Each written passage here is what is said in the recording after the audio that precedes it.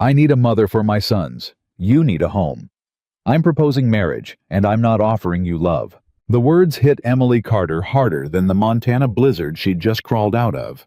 She had walked 12 miles begging for work, not to be purchased by a stranger in 3 flat sentences. But behind him stood 2 silent boys who hadn't smiled in years, and behind her waited nothing but killing cold and an empty road. She had to answer now, tonight, with frostbite in her fingers and no future in her pocket. If you're watching this, subscribe and stay with me until the very end, and comment the city you're watching from so I can see how far this story travels tonight. "Say it again," Emily whispered. "Say the whole thing again, because I want to be sure I heard a stranger ask me to marry him before he even knows my last name." William Harrison didn't blink. "Your name is Emily Carter. You taught school in Clearwater until the town council ran you out for teaching girls the same lessons as boys. You have no family, no money, and no place to sleep tonight." He folded his arms. "I know your name. I know more than you think." Emily's suitcase slid from her stiff fingers and thudded against the floor. "How do you—" "A man in this valley hears things. I heard about the school teacher who wouldn't back down." He tilted his head. "And now that school teacher is standing in my house with wet boots and blue lips, so let's not pretend either of us has time for politeness." She wanted to be offended. She wanted to slap the cold logic off his face. But every word he'd said was true, and the truth had a way of stealing a person's anger and leaving only exhaustion behind. "You investigated me," she said quietly. "I asked questions. That's not a crime. It feels like one. Everything feels like a crime when you're desperate." He said it without cruelty, almost gently, which somehow made it worse. "I know that feeling. I've lived in it." Emily looked past him then, and that was when she saw the boys. The older one stood in the doorway like a soldier guarding a gate. 9, maybe 10 years old, with a jaw already set too hard for a child. His hand rested on the shoulder of the smaller boy in front of him, a little thing of 5, no more clutching a wooden horse missing one of its legs. Neither boy said a word. Neither boy smiled. They just watched her the way animals watch a fire, unsure whether it meant warmth or danger. "That's Thomas," William said, following her eyes. "And Henry. Thomas is 9. Henry is 5. "They're beautiful," Emily said, and she meant it. "They're broken," William answered, and he meant that too. The bluntness of it made her flinch. "You shouldn't say that about your own children." "I say true things. It's the only habit I've got left." He turned back to her. "Their mother died 3 years ago. Henry never knew her. Thomas remembers everything, which is worse. Since then, this house has forgotten how to make noise, and He stopped. His jaw worked. "I'm not the kind of man who knows how to fix that." "So you thought you'd buy someone who could." "I thought I'd offer a fair arrangement to a woman who has nothing to lose," he corrected. "There's a difference, though. I don't expect you to see it while you're standing there hating me."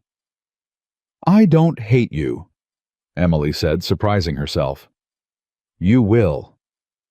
"You seem awfully certain." "Everyone does," William said, and for one flickering second, she saw something crack behind his eyes, something old and buried and tired. Then it was gone, sealed over like ice reforming on a river. She should have walked out. A sensible woman would have walked out. But sensible women had homes to walk back to. "Sit," William said. "You'll faint if you keep standing there dripping on my floor." "I don't take orders." "It wasn't an order. It was a mercy. Sit down before you fall down, Miss Carter." She sat. Not because he told her to, but because her knees had already decided the matter for her. The warmth of the room crept into her frozen bones, and with it came the shaking. The deep, uncontrollable trembling of a body, realizing how close it had come to dying in the snow. William watched her shake. He didn't offer comfort. He crossed the room, poured something hot from a kettle into a tin cup, and set it down in front of her without a word. "What is it?" she asked. "Coffee. It's terrible. Drink it anyway." She wrapped her hands around the cup and felt sensation crawl painfully back into her fingertips. "You're not a warm man, are you, Mr. Harrison?" "No," And yet you want me to believe you'd be kind to me. I said you'd be respected. I didn't say I'd be warm. Those are different promises, and I only make ones I can keep." He pulled out a chair across from her and sat elbows on his knees. "I won't lie to you to close a bargain. You'll get honesty from me, even when it's ugly. Especially when it's ugly." Emily stared into the black coffee. "And what exactly are the terms of this bargain? You take my name. You raise my sons as if they were your own. You run this household. In return, you get a roof, food safety, and a place no man in this valley can drag you out of." He paused. "You'll never be cold again. You'll never be hungry. You'll never stand on a road in the snow wondering if tonight is the night you don't wake up." The last sentence landed like a stone in her chest because he'd described exactly where she'd been standing 40 minutes ago. "And love?" she asked, hating how small her voice came out. "There's no love in this. I already told you." "People say that, and then, I'm not people," William said flatly. "I loved a woman once. I buried her in the field behind this house with my own hands because the ground was too frozen for anyone else to dig. I don't have another one of those in me, Miss Carter. Whatever's left of my heart, it went into that ground with her." He looked at her without apology. "So, if you're hoping this cold offer turns into something warm someday, put that hope away. It won't. I'm giving you a home and a purpose, nothing more. Take it or don't." Silence pressed down on the room. And then from the doorway, a small voice broke it. "Papa?" It was Henry, the little one. He was tugging at Thomas's sleeve, his eyes fixed on Emily. "Is she going to stay?" William turned.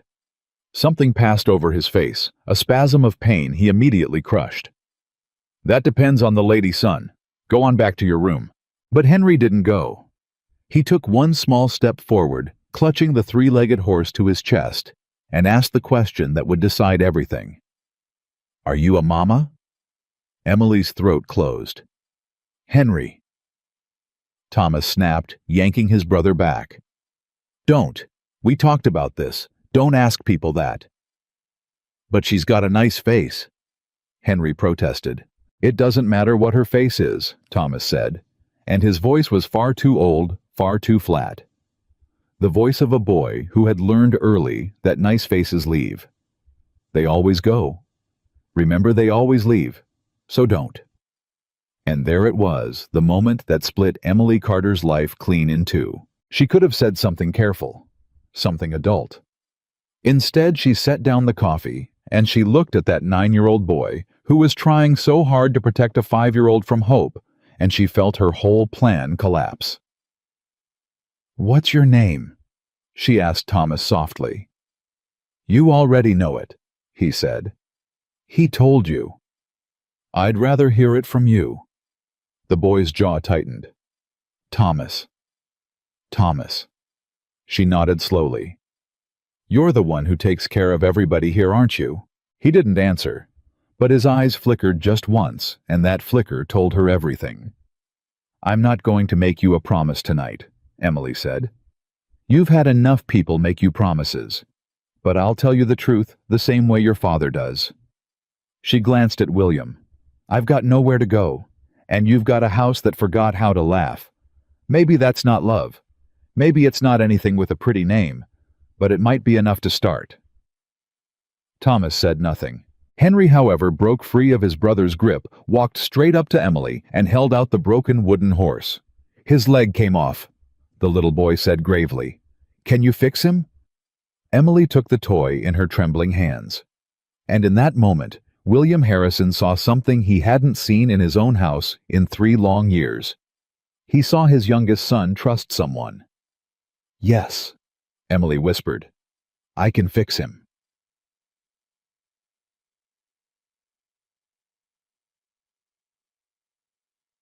"You'll have your own room," William said later, once the boys had been sent to bed. "I want that understood before anything else." Meaning this is an arrangement, not a marriage in the ways men usually mean it. You keep your door. You keep your choices. I don't come through that door, not tonight, not ever, unless you invite me, and I don't expect you to. He set a lamp on the table between them. I've had my share of men in this valley assume that a hired wife comes with a body attached. I'm telling you plainly, I'm not one of them." Emily studied him. "Why would you say that out loud? Most men wouldn't. Because most men leave it unsaid, and then the woman lies awake wondering. I'd rather you sleep." He met her eyes. "You've done enough not sleeping in the snow." For the second time that night, something in her softened toward him against her own better judgment. "You keep doing that," she said. "Doing what? Saying something cold, and then hiding something kind inside it." William's expression didn't change. "I don't know what you're talking about." "Yes, you do." He stood abruptly, the chair scraping. "Get some rest, Miss Carter. If you're still here in the morning, we'll ride into Clearwater and make it legal. If you're gone—" He paused at the door. "If you're gone, I'll understand. And I won't come looking." Then he was gone, and Emily sat alone with a broken wooden horse and a cup of terrible coffee in a house full of people who had already lost too much. She did not sleep that night, but she did not run either. Morning came hard and white.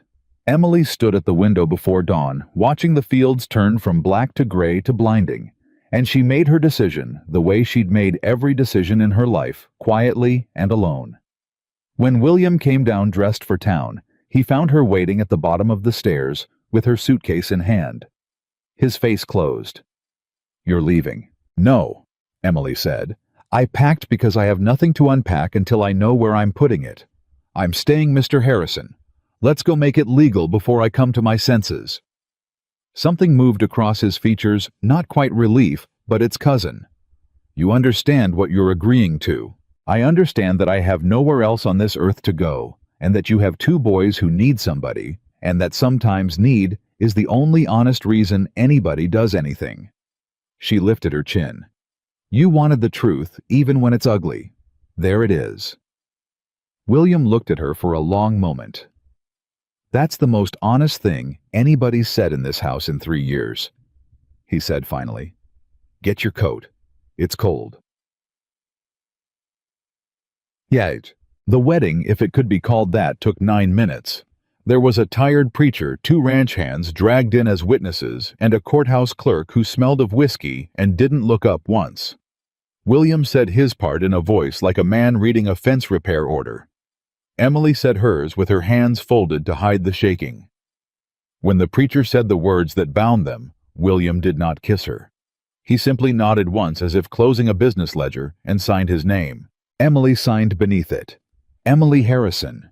The ink looked strange to her, like a coat that didn't quite fit. "That's done then," William said. "That's done," she echoed. And that should have been the coldest moment of the whole cold arrangement. Except that as they walked out of the courthouse, a voice called across the frozen street, smooth, amused, and dangerous. "Harrison married again, and here I thought no woman would have you twice." Emily felt her new husband go rigid beside her. The man crossing the street toward them was tall, well-dressed, and wore the kind of smile that never reached the eyes. A heavy fur coat, polished boots that had clearly never touched real mud. He moved like a man who owned the ground he walked on and expected everyone else to know it. "Whitaker," William said. The name came out like something scraped off a boot.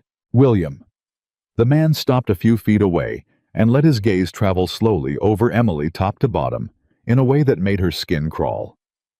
"And who is this lovely creature? Surely not the new Mrs. Harrison. Surely you didn't find someone desperate enough." "Watch your mouth," William said low. "Oh, I mean no harm." Whitaker's smile widened. "I'm simply surprised. A widower, a failing ranch, 2 strange little boys who never speak, and yet a woman like this agrees to it." He turned to Emily directly. "My dear, whatever he offered you, I assure you I could offer more. There's no shame in an honest woman knowing her market value." Emily's cheeks burned. But before she could summon a single word, William stepped between them. "Charles." His voice was deadly quiet. "You've got exactly 5 seconds to walk away and pretend you never spoke to my wife." "Your wife?" Whitaker laughed. "You mean your latest arrangement? We both know what this is, William. We both know she's here because she has nowhere else. Everyone in the valley will know it by supper. And when that ranch of yours finally goes under." He leaned in, lowering his voice. "And it will go under, William. I'll make sure of it. She'll come running to me. They always do." For one terrible second, Emily thought William would strike him. Instead, William took her arm, turned her toward the wagon, and said without looking back, "Say your piece to the wind, Whitaker. My family isn't listening." But as they rode home in silence, Emily saw William's hands clenched white on the reins, and she understood that whoever Charles Whitaker was, he was not a passing insult. He was a coming storm. "Who was that man?" she finally asked. William stared at the road. "Nobody you need to worry about.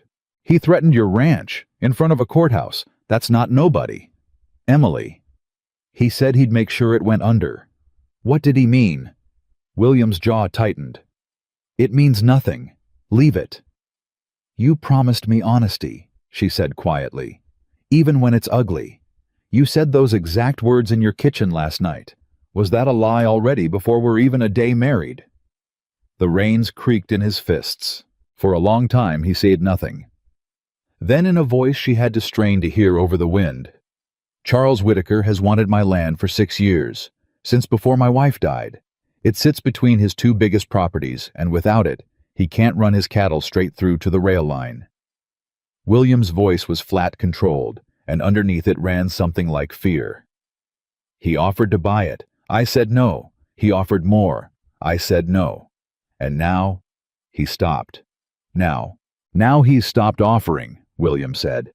"And that's when men like Whitaker get dangerous." Emily stared at the frozen fields rolling past at the ranch she had just legally tied her life to, and felt the first cold finger of dread. She had escaped one danger by walking into someone else's. The days that followed taught Emily what kind of house she had married into. It was not a cruel house. It was worse in a way. It was a grieving one. Every room held something untouched. A woman's shawl still hung by the door. A hairbrush sat on a dresser gathering dust. Toys lay exactly where they'd been dropped 3 years ago, and no one had had the heart to move them. "I want to change some things," Emily told William on her 3rd morning. "In the house, if that's all right." His face went hard. "What things?" "The dust, for one. The rooms nobody goes into. She hesitated. "The reminders. The ones that hurt the boys every time they walk past." "You mean her things," William said. "I mean things that are keeping this family frozen in the day she died." He set down his coffee very carefully. "You don't touch her things." "William, you heard me." His voice had dropped to that dangerous quiet again. "You can move furniture. You can scrub floors till your hands bleed for all I care. But you don't touch her things. That shawl, that brush, any of it. You leave it exactly where it is." Emily held his gaze. "And when Thomas walks past that shawl every single day and remembers his mother is dead, what does that do to a 9-year-old boy? William?" Something flickered in his eyes. "It keeps her close. It keeps her gone," Emily said gently. "Right in front of his face, every morning." William stood, and for a moment she thought she'd pushed too far. But he didn't shout. He simply walked to the window and stood with his back to her, and when he spoke his voice had gone rough. "If I move that shawl, then she's really dead. Do you understand that as long as it hangs there, some part of me can pretend she just stepped out?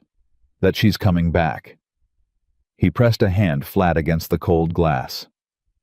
"The day I take it down is the day I admit I buried her." Emily felt her anger drain away, replaced by something that ached. "You buried her 3 years ago, William," she said softly. "The shawl doesn't change what your hands already did in that frozen field." He didn't answer. But that night, when Emily came downstairs unable to sleep, she found him standing alone in the dark hallway, holding his dead wife's shawl in both hands, his shoulders shaking silently. She didn't say a word. She just stood with him in the dark, close enough that he'd know he wasn't alone, and far enough that he could pretend she hadn't seen. And in the morning, the shawl was still there. But William looked at her differently. like she'd caught him at his weakest and hadn't used it against him.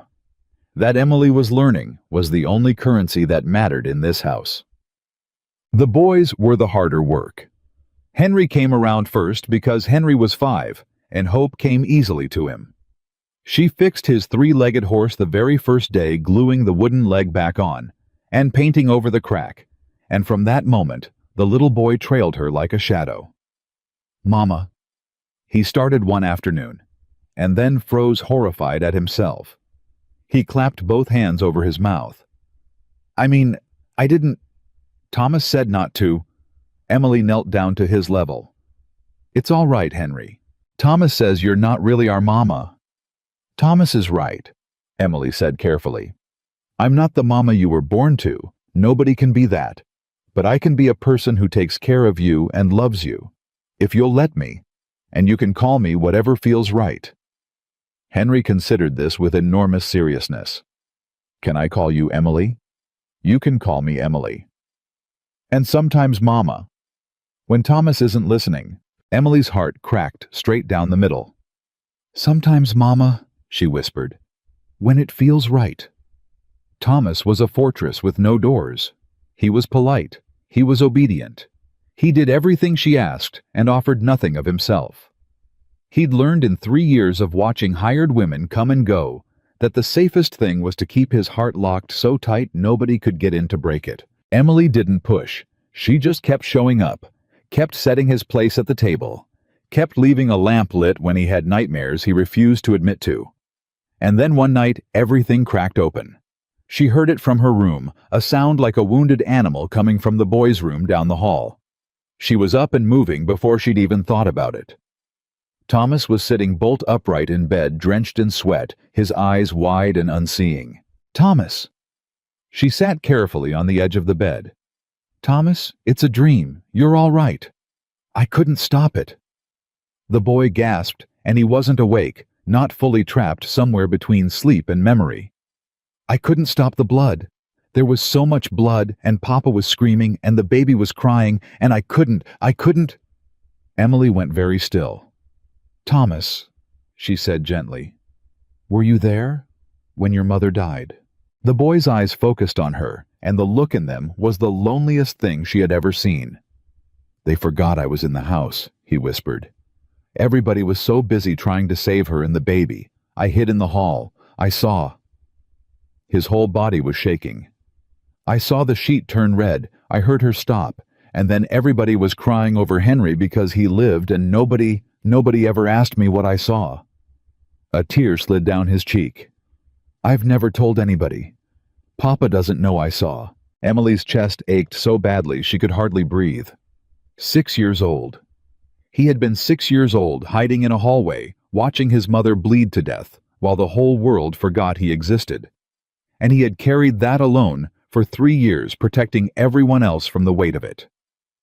"Come here," she said, and she opened her arms. For one long moment the fortress held. Then it fell.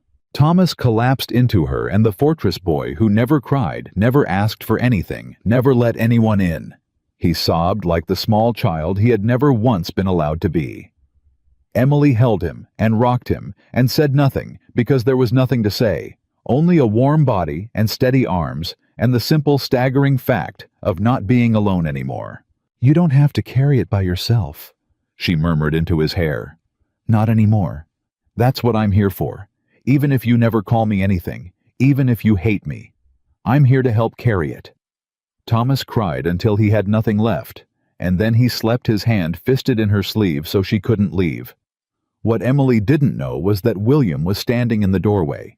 He had heard all of it. Every word. "They forgot I was in the house. Papa doesn't know I saw."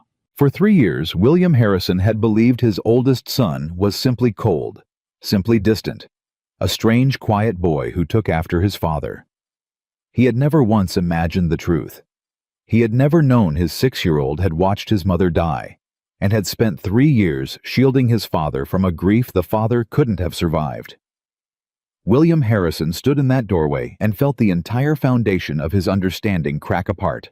And he looked at the strange woman he had purchased in a courthouse for the price of a roof, the woman holding his broken son together in the dark, and for the first time since he'd buried his wife in the frozen field. William Harrison felt something move in the dead place where his heart used to be. He didn't have a name for it yet, but it terrified him more than anything Charles Whittaker could ever do. In the weeks that followed, the house began to change, not all at once. Change never comes all at once to a grieving house, but slowly, room by room, the frost began to thaw. There was laughter now, actual laughter. Henry's high giggle ringing off walls that had known only silence. There were meals where all four of them sat together. There were books read aloud by the fire, and Thomas, who had held himself apart for so long, began to drift closer, chapter by chapter.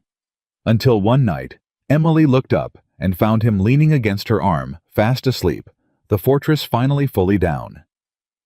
William watched it all from the edges. He didn't know how to step in. He'd forgotten how to be a father who did more than provide. But he watched, and he saw, and every day the terror grew, the terror of a man who had sworn never to feel again feeling. "You're good with them," he said to Emily one evening gruffly, like the words cost him something. "They're good boys," she answered. "They just needed somebody to stop treating them like they were fine. I treated them like they were fine because I couldn't bear to look at how they weren't." William stared into the fire. "You saw it in a week. What I couldn't see in 3 years." "You could see it," Emily said gently. "You just couldn't survive seeing it. There's a difference." He looked at her then, and the look held longer than either of them meant it to. "That's the second time you've forgiven me for something instead of judging me," he said. "I don't judge drowning men, Mr. Harrison. I've been one." Neither of them said anything after that, but the silence between them had changed. It was no longer the silence of strangers. It was becoming something they didn't have words for yet. And then the storm arrived early. It came on a gray afternoon in the form of a rider, one of William's own ranch hands, galloping in from the north pasture with his hat gone and his face white. "Mr. Harrison?" The man half fell off his horse. The north fence the herd Whittaker's men were seen out there this morning, and now 40 head of cattle are gone. Just gone. Fence cut clean. And there's a paper. They left a paper nailed to the post. William's face turned to stone. What paper? The ranch hand held it out with a shaking hand. William read it, and Emily, watching from the porch, saw the color drain from her husband's face, saw a man who was afraid of nothing, suddenly look afraid. "What is it?" she asked, coming down the steps. "William, what does it say?" He didn't answer at first. His eyes moved over the paper again, as if hoping the words would change. "It's a claim," he said, finally, his voice hollow. "A legal claim. Whittaker's filed papers saying the North 40 acres were never legally mine. He's got a deed. An old deed from before I bought the land." William looked up and his eyes found hers. "He's saying I've been squatting on his property for 6 years. He's saying I owe him back payment I can't possibly pay. And if I can't pay, he takes the ranch," Emily finished. "He takes everything," William said. "The house, the land, the one thing I built with my own 2 hands, the place my wife is buried." His hand crushed the paper. "He's not trying to buy it anymore, Emily. He's trying to steal it with the law. And a poor rancher with 2 children can't outlawyer a man like Charles Whittaker." Emily took the crumpled paper from his hands and smoothed it flat and read it herself, and as she read something began to burn in her chest, something that felt for the first time in a very long time like fury. Because Emily Carter had lost a job once, for standing up to powerful men who thought the law belonged only to them. And she had promised herself she would never ever back down again. "William," she said slowly, still staring at the deed. "This document. Where did Whittaker say it came from? An old land office, before the territory was properly surveyed. Why?" Emily's eyes narrowed as she studied the seal at the bottom of the page, the faded official-looking stamp that was supposed to make the whole thing legal and unbreakable. "Because," she said quietly, I spent 4 years teaching children to read documents, to check dates, to question what powerful men tell them is true. Her finger stopped on a single line near the bottom. And this deed says it was filed and sealed in the Montana Territory Land Office. So, Emily looked up, and there was a light in her eyes William had never seen before. So the Montana Territory didn't exist yet on the date printed on this deed, she said. This document is dated 3 years before the territory was even formed. Charles Whitaker didn't find an old deed, William. She held the paper up between them. He forged one, and he made a mistake. For a long frozen moment, William Harrison stared at his wife, the woman he had bought for the price of a roof, the woman he'd told there would be no love, no warmth, nothing but a cold arrangement. And he realized he had just watched her find the single thread that might unravel the man who was trying to destroy his entire world. "Emily," he breathed, "do you understand what you just—" "I understand exactly what I just found," she said, and her voice had gone hard and bright as a blade. "Now the only question is whether we're brave enough to use it. Because a man who forges a deed to steal a ranch—" She folded the paper and slid it into her pocket. "Is a man who will do far worse when he finds out we know." Outside, the wind picked up, howling down from the mountains, and somewhere across the valley, Charles Whitaker was already planning his next move, never dreaming that the desperate homeless schoolteacher he'd mocked on a courthouse street had just found the one mistake that could bring him down. "We are not brave enough to use it," William said. "We're going to be dead if we use it." Emily stopped with the deed halfway back into her pocket. "Excuse me, you heard me." William dragged a hand down his face. "You don't know Charles Whitaker. You've met him for 2 minutes on a courthouse street. I've watched that man for 6 years. He doesn't lose. He owns the sheriff. He owns half the judges in the territory. He gives money to the men who count the votes." His voice dropped. "You walk into a courtroom waving that paper, and the judge who hears it plays cards with Whitaker every Sunday. You think an honest mistake on a forged deed matters to a man like that? It matters if enough people see it. People." William laughed, but there was no humor in it. "People in this valley owe Whitaker money. Every one of them. He holds notes on half the farms between here and the rail line. You think they'll stand up in a courtroom and testify against the man who can call in their debt and put their families in the snow?" He shook his head. "No, they'll look at the floor. They'll say they don't remember. And then Whitaker will find out who found his mistake, and he'll make an example out of us so nobody ever tries it again." Emily was quiet for a moment. Then she said, "You're afraid." "I'm not." "You are, and that's all right. But I want you to say it out loud, William, because I spent my whole life around men who were afraid and pretended they were being reasonable."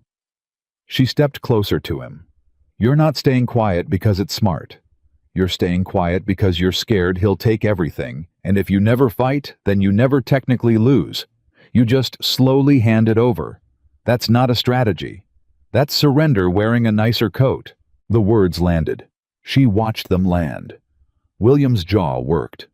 "You don't get to talk to me like that. You've been in this house a month." "A month is long enough to see a man giving up," Emily said.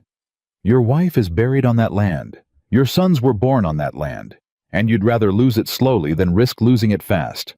I understand that. God help me, I understand it. But I didn't marry a coward William Harrison.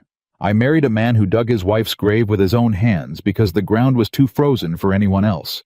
That man is still in there. I've seen him." She held up the deed between them. "So the question isn't whether Whitaker is powerful. The question is whether that man is willing to fight for the thing his wife is buried under. Or whether he's going to let some banker in a fur coat dig her up and sell the plot." Something snapped behind William's eyes. "Don't," he said low and dangerous. "Don't you use her against me. I'm not using her against you. I'm using her for you." Emily's voice cracked just slightly. "Because somebody has to remind you that she's still out there in that field, and you swore you'd protect this place for your boys, and right now you're breaking that promise out of fear. That's the truth. You wanted honesty even when it's ugly. Well, here it is. It's the ugliest thing I've got." For a long, terrible moment, William said nothing. Then he turned and walked out of the room, and the door slammed behind him hard enough to rattle the windows. Emily stood alone in the kitchen, the forged deed still in her hand, and wondered if she'd just destroyed the only home she had. He didn't speak to her for 2 days. He worked. He rode the fences from dawn to dark, came in caked in cold and mud, ate in silence, and went to bed without a word. Emily fed the boys, taught their lessons, held Henry when he had a bad dream, and did not chase after her husband. She'd said what she'd said. She wouldn't unsay it. But Thomas noticed. Thomas noticed everything. "You made Papa mad," the boy said on the second night, sitting at the kitchen table while Emily cleared the dishes. "I did." "Are you going to leave?" Emily set down the plate she was holding. "No, Thomas, I'm not going to leave. The others left when they made him mad. I'm not the others." She sat down across from him. "And I didn't make him mad by being cruel. I made him mad by telling him the truth. Sometimes those feel the same to a person who doesn't want to hear it, but they're not the same. Do you understand the difference?" Thomas considered this with that too-old seriousness of his. "You told him something he didn't want to know." "Yes." "About the ranch. About the man with the fur coat." Thomas's eyes were sharp. "I heard. I hear everything. Papa thinks I don't, but I do." He leaned forward. "That man's gonna take our house, isn't he? That's what the paper was." Emily hesitated. She'd promised this boy honesty. She wasn't going to start lying now. "He's going to try," she said, "and your father and I are going to try to stop him." "How?" "By being smarter than he is, and braver." Thomas was quiet for a moment. Then he said something that stopped Emily cold. "My real mama used to say Papa was the bravest man in Montana. She said he wasn't scared of anything." The boy's voice went small. "But he's scared now. I can tell. He's been scared since she died. He just hides it in his work." Thomas looked up at her. "Can you make him not scared anymore? The way you made me not scared?" Emily's throat closed. "I don't know," she said honestly, "but I'm going to try." That night she found William in the barn. He was sitting on an overturned crate, a lantern beside him, cleaning a rifle he clearly had no intention of using, just moving his hands so he wouldn't have to sit still with his own thoughts. "Thomas thinks you're the bravest man in Montana," Emily said from the doorway. William didn't look up. "Thomas thinks a lot of things. His mother told him that, before she died. She said you weren't scared of anything." Emily stepped inside. "He's worried, William. He knows about the deed. He's known for 2 days. He heard everything the same way he heard everything the night his mother died." That got William's attention. His hands went still on the rifle. "He told you about that," William said quietly. "He told me 2 weeks ago, in the middle of a nightmare." Emily walked closer. "He watched her die, William. He was 6 years old, and he hid in the hall, and he watched the sheet turn red, and then everybody forgot he was even there because they were trying to save the baby. He's carried it alone for 3 years. He told me before he told you because you weren't ready to hear it, and he knew it. That 9-year-old boy has been protecting you from his grief this whole time. That's who your son is." William set the rifle down very slowly. When he spoke, his voice was wrecked. "I didn't know. All this time I thought he was just cold. Like me. I thought he took after me, and I hated myself for it because I did that to him. I made him hard." He stopped. His shoulders shook once. "And the whole time he was carrying that alone. Because I was too busy drowning to be his father." "You were both drowning," Emily said gently. "That's not a crime. It's grief. It's a failure. It's the same thing sometimes when you're a parent." She sat down on the crate beside him, close enough that their shoulders nearly touched. "But here's what I came to say. You can't fix the last 3 years. Nobody can. But you can decide what kind of man your sons watch you be right now while a rich thief tries to take everything their mother is buried under." She let that sit a moment. "Thomas is watching William. He's watching to see if his brave papa fights or folds. That boy needs to see you stand up, not for the ranch, for him." For a long moment William didn't move. Then slowly he reached over and took the forged deed out of her hand. She'd brought it with her, folded in her pocket, hoping. He unfolded it, looked at the date, looked at the seal that named a territory that hadn't existed yet. "You're sure about this?" he said. "The date, the territory. You're certain?" "I taught at William. I taught the history of this territory to a room full of children. The Montana Territory was organized in 1864. This deed is dated 1861. Charles Whitaker sealed his lie with a stamp for a government that wouldn't exist for 3 more years." She looked at him. He got greedy and careless. He assumed nobody who could read a date would ever be poor enough to challenge him. He assumed wrong. William stared at the paper for a long, long time, and then something changed in his face. The fear was still there, she could see it, but now there was something underneath it. Something harder, something that had made a decision. "All right," he said quietly. "All right. We fight." He folded the deed and stood. "But we do it my way. Careful, slow. We don't tip our hand. Because if Whitaker knows we found the mistake, he'll just make a better forgery, or he'll make us disappear before we can prove anything." He looked down at her, and there was something new in his eyes. "You were right, Emily. About all of it. The surrender wearing a nicer coat. I've been folding for 3 years. I'm done folding." Emily felt something ease in her chest that had been tight for 2 days. "Thomas is going to be glad to hear it," she said. "Thomas isn't going to hear a word of it," William said. "Neither is Henry. Whatever we're about to do, we keep them out of it. Whitaker's the kind of man who'd hurt a child to win. I won't put a target on my sons." And that, Emily thought, was the moment she stopped seeing William Harrison as the cold man who'd bought her in a courthouse. Because a cold man protects his property. Only a father protects his sons. They started quietly, the way William insisted. He rode to the territorial capital under the excuse of buying feed. And while he was there, he did something he hadn't done in 6 years. He went to the original land office and requested the true records for the North 40 acres. It took 3 days and a bribe he could barely afford, but he came home with a copy of the genuine deed. His deed. Filed, legally dated, correctly sealed by a government that actually existed. "So we can prove your claim is real," Emily said, studying the 2 papers side by side on the kitchen table late at night after the boys were asleep. "We can prove mine is real," William agreed. "But that's not enough. Whitaker will just say his is older, that mine came after a fraudulent sale. It becomes his word against mine, and his word buys more in this territory than mine ever will." He tapped the forged deed. "We have to prove his is fake, not just that mine is real. We have to put that lie in front of someone who can't look away from it." "A judge." "A judge Whitaker owns." Emily frowned. "Then not a judge, not first anyway." She was thinking hard now, the old teacher's mind turning over. What Whitaker's counting on is that this stays quiet. A private legal dispute settled in a back room where he holds all the power. What he can't survive is if it stops being quiet. Meaning what? Meaning, who else has Whitaker done this to?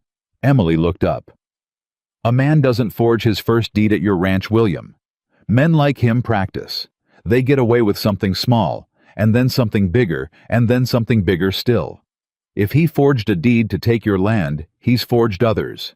And every family he stole from is a family that hates him and can't prove why." She leaned forward. "We're not the first. We're just the first who can read a date." William stared at her. "You want to find the others?" "I want to find the others," Emily said. "Because one forged deed is a mistake a bought judge can wave away.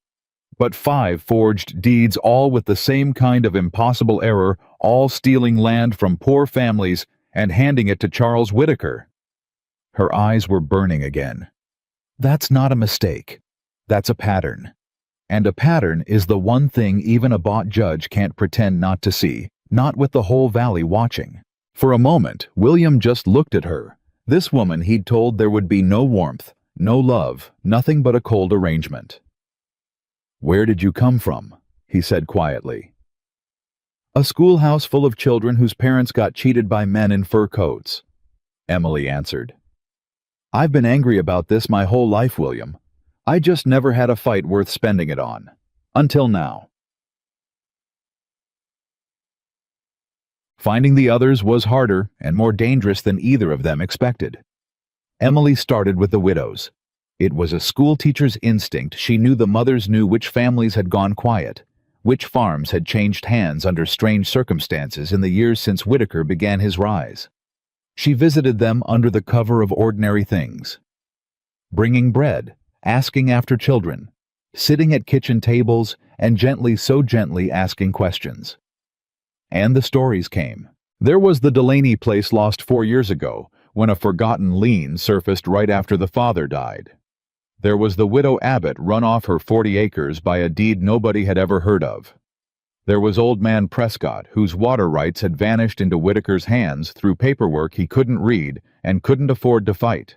Every single one of them had the same story: a death or a hard season or a moment of weakness. And then a paper. Always a paper. Always official-looking, always impossible to challenge. Always signed away in a back room with a bought lawyer smiling on the other side of the table. They're all afraid, Emily told William one night, exhausted, her hands wrapped around a cup of his terrible coffee. Every one of them. The Delaneys moved to Oregon. The widow Abbott works in Whitaker's own kitchen now, if you can believe it. The man who stole her land pays her to cook his meals, and she takes it because she's got no other way to feed her children. She wouldn't say a word against him. She was terrified I'd even asked. I told you, William said grimly. He owns them. He owns their fear, Emily corrected. That's not the same as owning them. Fear can change. She set down the cup. But you're right about one thing. None of them will testify. Not while they're standing alone. A single widow against Charles Whitaker is a woman who ends up in the snow. They know that. So do I. Then we're stuck. No. Emily's jaw set. We're not stuck. We just need one thing they don't have alone. Which is each other. She looked at him. One widow is afraid, but 5 widows and a rancher, all standing together, all holding forged deeds with the same impossible errors, that's not 5 frightened people. That's a wall. And Whitaker can knock down one person. He can't knock down a wall without everyone in the valley seeing him do it. She leaned forward. We don't ask them to be brave alone, William. We ask them to be brave together. That's different. That's something people can actually do. William looked at her for a long moment, and then he did something he hadn't done in 3 years. He smiled. Just barely. Just at the corner of his mouth. You're a dangerous woman, Emily Harrison. I was a dangerous schoolteacher, she said. You're the one who married me. But danger, it turned out, cut both ways. Because while Emily was quietly visiting widows and William was quietly gathering deeds, Charles Whitaker was not sitting idle. And Charles Whitaker had not survived 6 years of stealing an entire valley by being careless about the people who might fight back. The first sign came on a cold morning when one of William's ranch hands failed to show up for work. Then another. By the end of the week, 3 of his best men were gone, not fired, not quit, simply vanished. And when William rode out to find them, he learned the truth. Whitaker had bought them, offered me double what you pay. The youngest of them admitted, shamefaced, when William tracked him down in town. And he said, Mr. Harrison, he said, if I didn't take it, I'd have trouble finding work anywhere in the territory. He owns the other ranches. He owns the freight company. He said I'd starve. The boy couldn't meet his eyes. I've got a family. I'm sorry. I'm real sorry. William came home, white with fury. He's cutting my legs out from under me, he told Emily. He can't run a ranch this size short-handed, and he knows it. He's not even bothering with the forged deed anymore. He's just going to bleed me until I can't work the land, and then he'll swoop in and buy it for pennies when I'm desperate. His fist came down on the table. He's doing it slow so it looks natural. So when the ranch fails, everyone will say Harrison just couldn't manage after his wife died. Nobody will ever know he strangled us. Then we go faster, Emily said. We can't go faster. Half my hands are gone. I'm out there from dark to dark just trying to keep the herd alive. Then I'll work the ranch, Emily said. William stopped. You'll what? You heard me. I grew up on a farm before I ever saw a schoolhouse, William. I can ride, I can mend a fence, I can drive cattle. I'm not some China doll you married off a courthouse step. She stood. You do the heavy work. I'll do what I can, and I'll bring Thomas out to help with the small things. He's 9, he's dying to be useful, and it'll do him more good than sitting in the house feeling scared. We keep the ranch alive together while we build the case. And we do it fast, before Whitaker bleeds us dry. William stared at her. You'd do that, he said slowly. Break your back on a ranch that isn't even really yours, for a man who told you there'd be no love in this. Emily met his eyes. It's my home too now, she said quietly. You gave me that. A month ago I was going to die in the snow, and you gave me a home and 2 boys who needed me, and I'll be damned if I let some banker in a fur coat take it away without a fight. Her voice cracked. So don't tell me it isn't really mine. It's the only thing in this world that is. And something passed between them, then something that had been building for weeks quietly in the space between all their careful arrangements. Something neither of them was ready to name. William looked away first. All right, he said gruffly. We keep it alive together.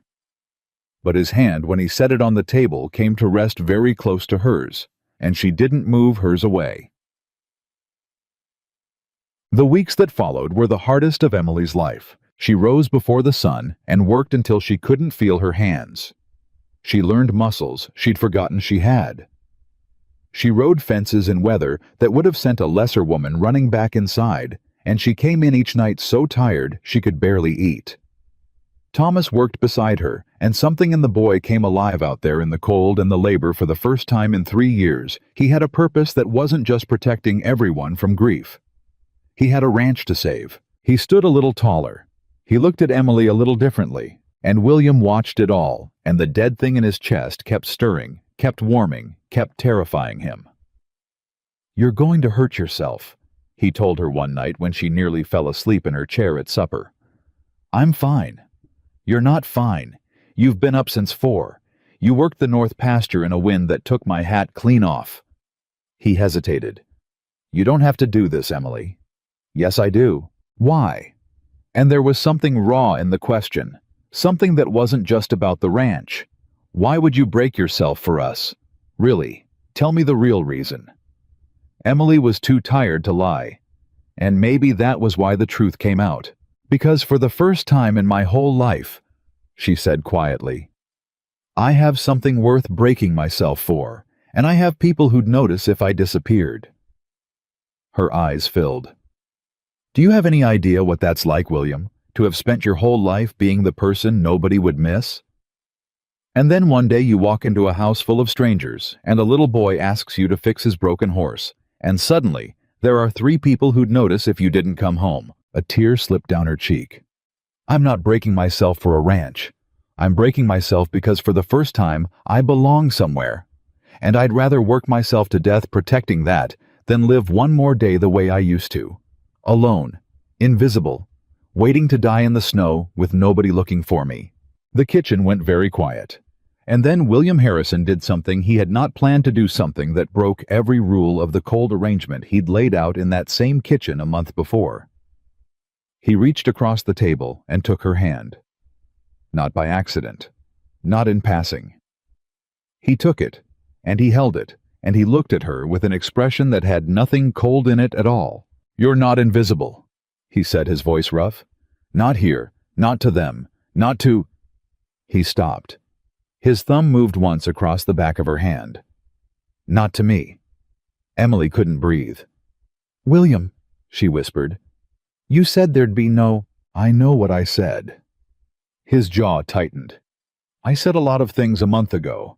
I said them because I was a dead man walking who'd buried his heart in a frozen field and swore he'd never dig it up again. He looked down at her hand in his. And then a half-frozen schoolteacher walked into my house and started digging without my permission. His voice cracked. I don't know what to do with this, Emily. I swore I'd never feel it again. I'm terrified of it. But I can't sit here and let you call yourself invisible when you're the most... He stopped, unable to finish. Emily's heart was pounding so hard, she thought he must be able to hear it. When I'm the most what? She said softly. But William Harrison, who had faced down cattle thieves in Montana winters and the death of his own wife, could not say the words. He'd used up all his courage just taking her hand. He pulled it back slowly and stood and turned away. "Get some sleep," he said gruffly. "We've got the south fence tomorrow." And he was gone up the stairs before she could stop him. But Emily Harrison sat alone in that kitchen for a long time afterward, holding the hand he'd held, and understood that the coldest bargain of her life had just begun to thaw into something she'd stopped believing she would ever have. It might have gone on that way. The slow, careful thaw, the quiet building of the case, if the storm hadn't broken open all at once. It came on a Sunday. They were in town, all four of them, for the first time as something almost like a family. Emily had insisted. The boys needed to be seen, she said. A family that hides is a family that looks guilty, and they had nothing to be guilty of. So they went to church, and they stood together in the pews, and for 1 hour, William Harrison looked less like a hunted man and more like a father. And that was when Charles Whitaker made his move. He was waiting outside the church when the service let out. Not alone, with the sheriff beside him, and 2 hard-looking men behind, and a lawyer with a leather folder tucked under his arm. He'd chosen his moment perfectly, the whole town spilling out of church, everyone watching. "William Harrison," Whitaker called out loud enough for the entire congregation to hear. "I'm afraid I have some unfortunate business to conduct on the Lord's own day." William stepped in front of his family. "This isn't the place, Charles." "Oh, it's exactly the place." Whitaker smiled his smile that never touched his eyes. "I want witnesses. I want everyone to see that this is being done properly and legally. I'm not a cruel man after all." He gestured, and the lawyer stepped forward with a paper. "This is a notice of foreclosure and eviction. Mr. Harrison has been occupying land he does not legally own and refusing to make right the debt he owes. The court has ruled. He has 30 days to vacate the north 40 acres and pay his back obligations, or the entire Harrison ranch will be seized to cover them." A murmur went through the crowd. Emily felt Thomas go rigid beside her. Felt Henry's small hand grip her skirt in fear. "You forged that deed," William said low and furious. "And you know it." "Careful, Harrison." The sheriff's hand drifted toward his belt. "That's a serious accusation to make against a respectable man." "He's not respectable. He's a thief." "William." Emily's voice cut through. Quiet, steady. She stepped forward past her husband and faced Charles Whitaker directly in front of the entire town. Whitaker's smile widened. "Ah, the new Mrs. Harrison, the schoolteacher who couldn't hold a job. Have you come to plead for your husband's ranch, my dear? It's touching, but I'm afraid tears won't change the law." "I'm not going to cry," Emily said. "No, no." And here she raised her voice so that it carried out over the crowd, clear and ringing and utterly unafraid. "I'm going to ask you a question, Mr. Whitaker, in front of all these good people, and I'd like you to answer it honestly since we're being so proper on the Lord's Day." Whitaker's eyes narrowed. "Ask your question. This deed of yours." Emily's voice didn't waver. "The one that says my husband's land was always yours. It's dated 1861. Is that correct?" "You're certain of the date?" A flicker of something crossed Whitaker's face. Wariness. "The date is on the document. What of it?" "And it's sealed," Emily continued, "with the official stamp of the Montana Territory Land Office. That's how you know it's genuine. That's your proof."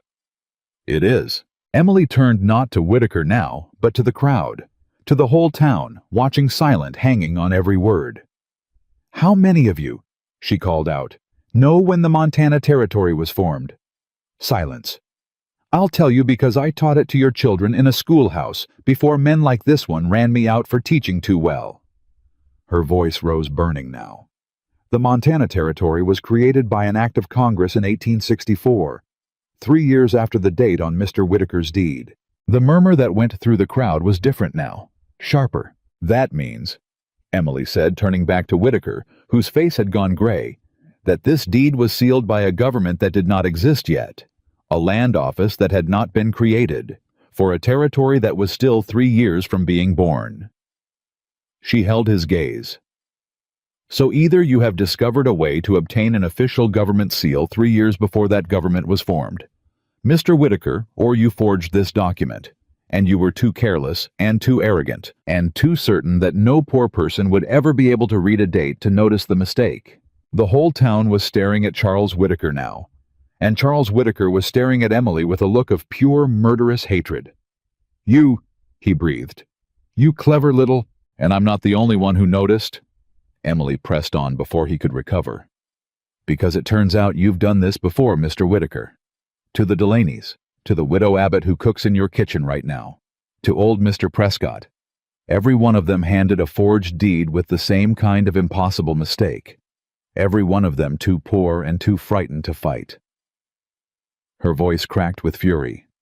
"You built your whole empire on lies stamped with a government that didn't exist. And now, in front of this entire town on the Lord's own day, you've been caught.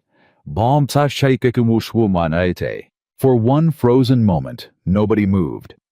And then Charles Whitaker did the thing that told Emily she had won, and told her too exactly how dangerous the next 30 days were going to be.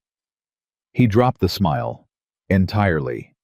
The mask came off, and what stood beneath it was something cold and reptilian and utterly without mercy.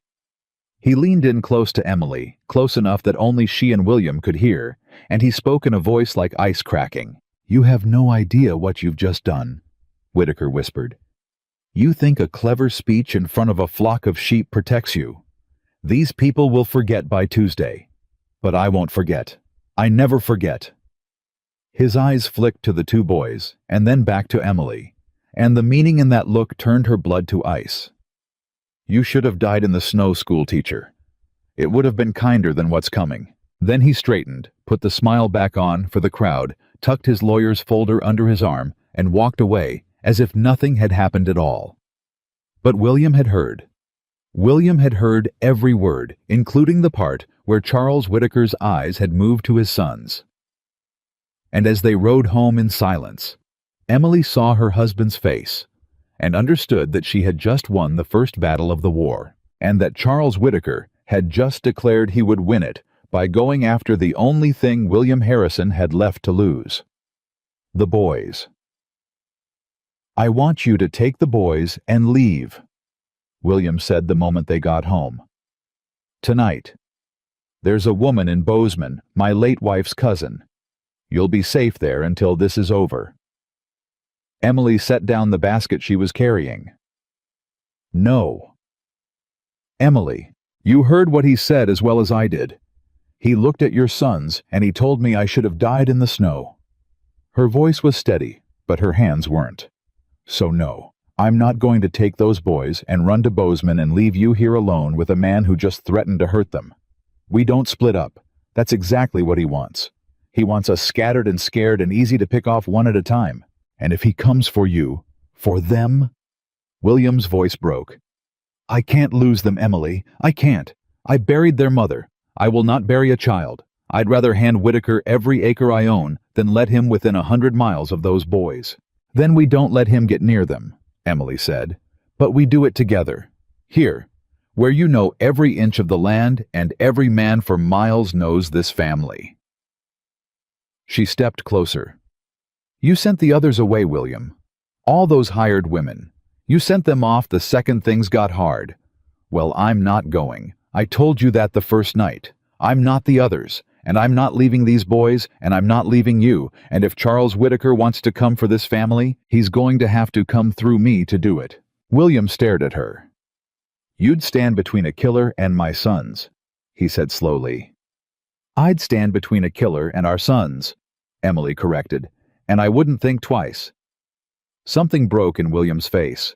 Not weakness, the opposite. It was the look of a man who had been carrying a mountain alone for 3 years and had suddenly unbelievably felt someone lift the other end. "Our sons," he repeated. "Our sons," Emily said. "That's what they are now. Whether you meant it to happen or not, whether either of us did." She reached out, and for the first time, she was the one who took his hand. "You bought a mother for your boys, William. Well, you got one, and she's not going anywhere." For a long moment, William Harrison just held her hand and looked at her like a man seeing solid ground for the first time after years at sea. And then from the doorway, a small voice said, "Are you going to fight the fur coat man?" They both turned. Thomas stood there with Henry half hidden behind him, and both boys were watching with wide, frightened eyes. Emily knelt down. "Yes," she said, "we are." "Are we going to lose the ranch?" "Not if I can help it." Thomas's chin trembled, that fortress boy chin that never trembled. "Is he going to hurt us?" And Emily made a decision then. She would not lie to this child, but she would not leave him drowning in fear either. "He's going to try to scare us," she said carefully. "That's what men like him do. They can't win with the truth, so they try to win with fear. But here's what I need you to understand, Thomas." She took the boy's face in her hands. "You are not alone anymore. Not the way you were when your mama died.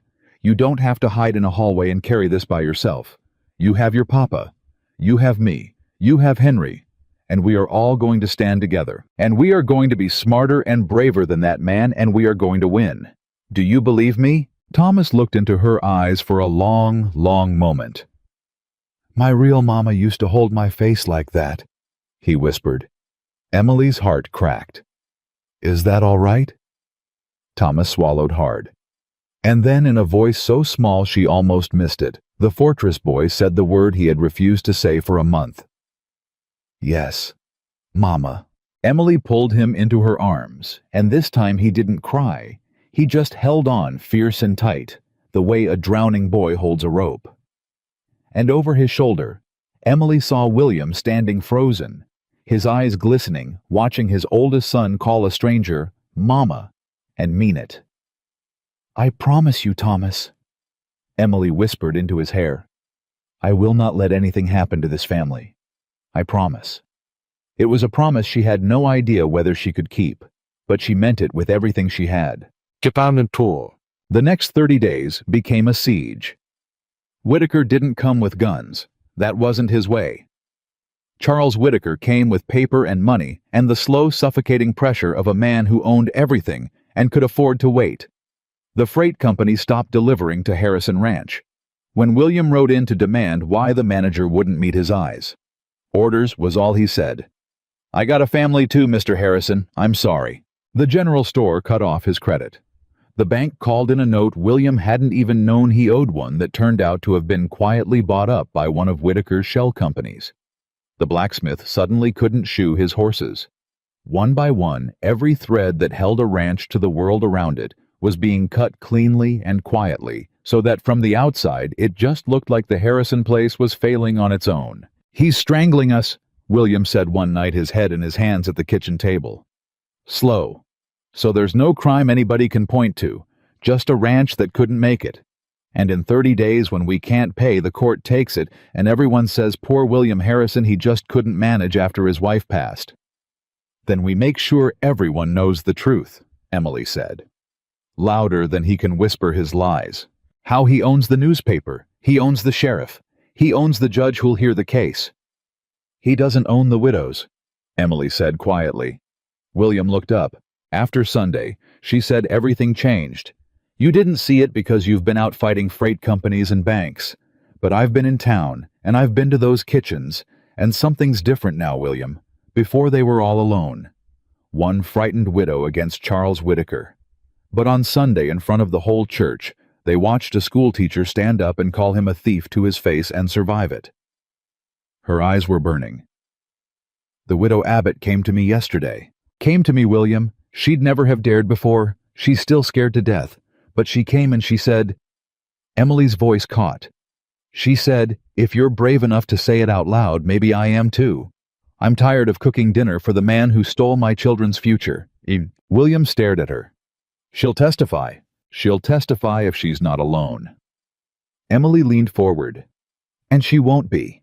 Because I've spent every day this month sitting in kitchens holding scared women's hands and telling them the same thing I told Thomas. You are not alone anymore. And one by one, William, they're starting to believe it. She pulled a folded paper from her apron. The Delaney's are coming back from Oregon. Old man Prescott's already agreed.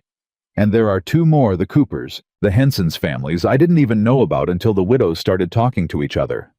Her hand was shaking. 5 families, 6 with us, all with forged deeds, all with the same impossible errors, all willing to stand up, but only if they stand up together on the same day in the same courtroom where Whitaker can't pick them off one at a time. William looked at this paper in her hand like it was something holy. "You did this," he said. "In a month. While I was out chasing freight wagons, you built an army out of frightened widows." "I didn't build anything," Emily said. "I just reminded people they didn't have to be afraid alone." Fear's the only thing holding Whitaker up, William. Take away the fear, and he's just a liar in an expensive coat standing in front of a whole valley of people he's robbed. She set the paper down. "The court date is in 2 weeks. If we can get all 6 families into that courtroom holding 6 forged deeds in front of enough witnesses that even a bought judge can't look away, then we don't just save our ranch." William breathed. "We break him." "We break him," Emily agreed. "For all of us. Forever." For the first time in weeks, William Harrison smiled, a real one, all the way to his eyes. And then it vanished because a thought had struck him cold. "If Whitaker finds out," he said slowly, "before the court date, if he learns that 6 families are about to stand up together, he'll try to stop it," Emily finished. "Yes, which is why nobody knows, not the boys, not the ranch hands, nobody but you, me, and the 6 families themselves. We keep it silent until the courtroom door opens." She met his eyes. 2 weeks, William. We just have to survive 2 weeks without him finding out." They almost made it. Sid. The betrayal came from the last place either of them expected. It was the widow Abbott, but not the way anyone could have imagined. She came to the ranch on a gray afternoon 12 days before the court date, and Emily knew the moment she saw her face that something had gone terribly wrong. The woman was white as bone, and she was shaking, and she couldn't meet Emily's eyes. "Mrs. Abbott, what's happened?" "I'm so sorry," the widow whispered. "God forgive me, I'm so sorry." "Tell me what happened." "He knows." The words came out in a rush of tears. "Whitaker knows. About all of us. About the court. About the 6 families." She was sobbing now. "He came to my kitchen this morning. He knew everything, Emily. Everything. And he said if I didn't tell him who else was involved, he'd—" She broke off, shaking too hard to speak. Emily's blood ran cold. How does he know?" And that was when the widow Abbott looked up, and the truth in her eyes was worse than anything Emily had imagined. "Because one of your 6 isn't real," she whispered. "One of them was his. The whole time." Emily's stomach dropped. "What? The Hensons?" Mrs. Abbott could barely get the words out. "They're not victims, Emily. They never lost any land to Whitaker. He planted them. He heard you were gathering families, so he sent people to you, a man and his wife with a false story and a false deed, to get close to learn the names to find out the plan." Her whole body shook. "They've been reporting to him this whole time. Everything you told them, every family you named, every word." She grabbed Emily's hands. "He knows all 6 of us. He knows the court date. He knows the strategy. And he's got 12 days to make sure not one of us ever walks into that courtroom." Emily felt the floor tilt beneath her. The Hensons. The family she'd trusted. The people she'd sat with, planned with, poured out the entire strategy to because she'd been so certain, so proud of her army of the wronged. She'd led a wolf into the flock with her own hands. "William," she called, her voice cracking. "William." He came running at the sound of her voice, took one look at her face, and his own went hard. "What's happened?" "Whitaker knows everything," Emily said.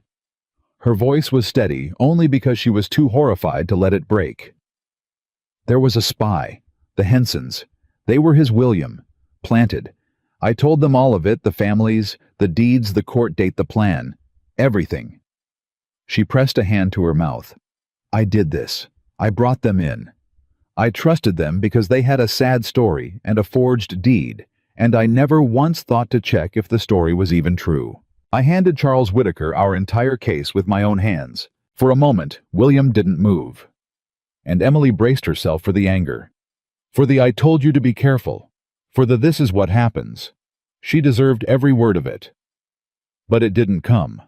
Instead, William crossed the room, and he took her by the shoulders, and he made her look at him. "Listen to me," he said. "You did not do this. I brought them in. You brought in 5 real families who trusted you enough to fight a man who's terrified them for years. You did that. In a month. Nobody in this valley could have done it, and you did." His grip tightened. "One snake got in. Snakes get in. That's not your failure, Emily. That's how snakes work. They wait for someone brave enough to build something, and then they slither into it." His voice softened. "You built something worth infiltrating. Do you understand? A month ago, there was nothing to spy on. You made something so dangerous to Whitaker that he had to plant a spy to stop it. That's not a woman who failed. That's a woman he's afraid of." Emily stared at him, tears streaming now. "But the case," she whispered. "He knows all of it. In 12 days, he'll—" "Then we don't have 12 days, William said. "We have to move before he can. Move how he knows our whole plan. He knows our old plan." And now there was a hard light in William's eyes, the look of a man who had finally fully stopped folding. "So, we make a new one. Right now. Tonight. And this time," he glanced at the door, made sure they were alone. "This time nobody knows it but you and me. Not the widows, not the families. Nobody. Because the only way to beat a spy is to make a plan there's no one left to betray." They worked through the night, and what they built was not a battle, it was a trap. "He knows we're gathering the families for the court date," William said, pacing the kitchen while the boys slept upstairs. "So he'll spend the next 12 days making sure they never make it. He'll buy some, threaten others, run a few out of the territory. By the time the court convenes, he'll have made sure there's no army left to stand up." "So the court date is dead," Emily said. "The court date is dead," William agreed, "which means we let him believe he's won it. We let him spend all his energy tearing apart a plan we're not even going to use anymore." He stopped pacing. "While we go after the one thing he can't buy, can't threaten, and doesn't even know we know exists." "Which is—" William pulled something from his coat, a small worn notebook.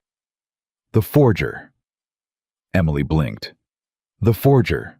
Charles Whitaker didn't make those deeds himself. He's a banker, not a craftsman. Somebody made them for him. A man skilled enough to fake government seals and official documents. That's a rare specialized trade and an illegal one." William's finger tapped the notebook. "When I went to the land office in the capital, I didn't just get my real deed. I got curious. I asked around quiet-like about who in the territory does that kind of work.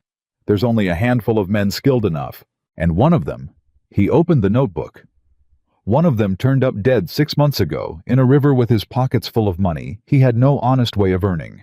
Emily's breath caught. "Whitaker killed the forger. Maybe, probably. But here's the thing about men who forge documents for a living." William's eyes glinted. "They're not loyal. They're not stupid either. A man who fakes deeds for a dangerous, powerful client knows exactly what happens to him when the client's done needing him. So a smart forger keeps insurance." He tapped the notebook again. "Copies. Records. Proof of every job he ever did, who ordered it, what it was, for how much they paid. Kept somewhere safe. So that if the client ever comes for him, he has leverage," Emily breathed. "He has leverage." William nodded grimly. "And if that forger is dead in a river, then his insurance is still out there somewhere. His records. His copies. Every forged deed Charles Whitaker ever ordered with Whitaker's name attached to the payment. Not 5 deeds, Emily. Not 6. All of them. Everything he's ever stolen. In one place. In the dead man's own hand." Emily sat down slowly. "If we find that," If we find that we don't need the widows or the court date or an army of witnesses Whitaker can pick off. William leaned across the table. We walk into a courtroom, even his bought courtroom, with a dead forger's complete records proving Charles Whitaker ordered every fraud in the valley. And there is not a judge in this territory, no matter how bought, who can look at that and pretend not to see it. Not with the forger's own bookkeeping staring him in the face. For a moment, they just looked at each other, both understanding the size of what he'd just said. "It's a long shot," Emily said. "We don't even know if the records exist, or where, or if Whitaker already found them and burned them." "It's a long shot," William agreed. "But it's a shot Whitaker doesn't know we're taking. He's watching the court date. He's watching the widows. He's got a spy reporting on a plan we've already abandoned." A hard smile touched his mouth. "He's looking the wrong way, Emily, and that's the only advantage we've got left." Emily looked at the worn notebook, at the name of the dead forger written in her husband's careful hand. "Where do we even start?" "The forger had a sister," William said, "in Helena. If a man that careful left insurance behind, he left it with somebody he trusted. And a man like that doesn't have many people he trusts." He closed the notebook. "We start with the sister, tomorrow, and we tell no one where we've gone." Dull, but telling no one, it turned out, had a cost, and the cost was almost more than Emily could bear. Because to keep the trap secret, they had to let the world believe Charles Whitaker was winning. They let the court date collapse. They watched silent as Whitaker's men worked through the valley over the following days, and one by one, the families they'd gathered fell away. The Delaney's threatened fled back to Oregon before they'd even unpacked. Old Man Prescott's barn burned in the night, an accident the sheriff ruled, though everyone knew better, and the old man went quiet and would no longer answer his door. The widow Abbott, terrified past the point of courage, begged Emily's forgiveness and disappeared to relatives in the South. One by one, the army Emily had built with a month of kitchen-table courage melted away, and she had to let it happen.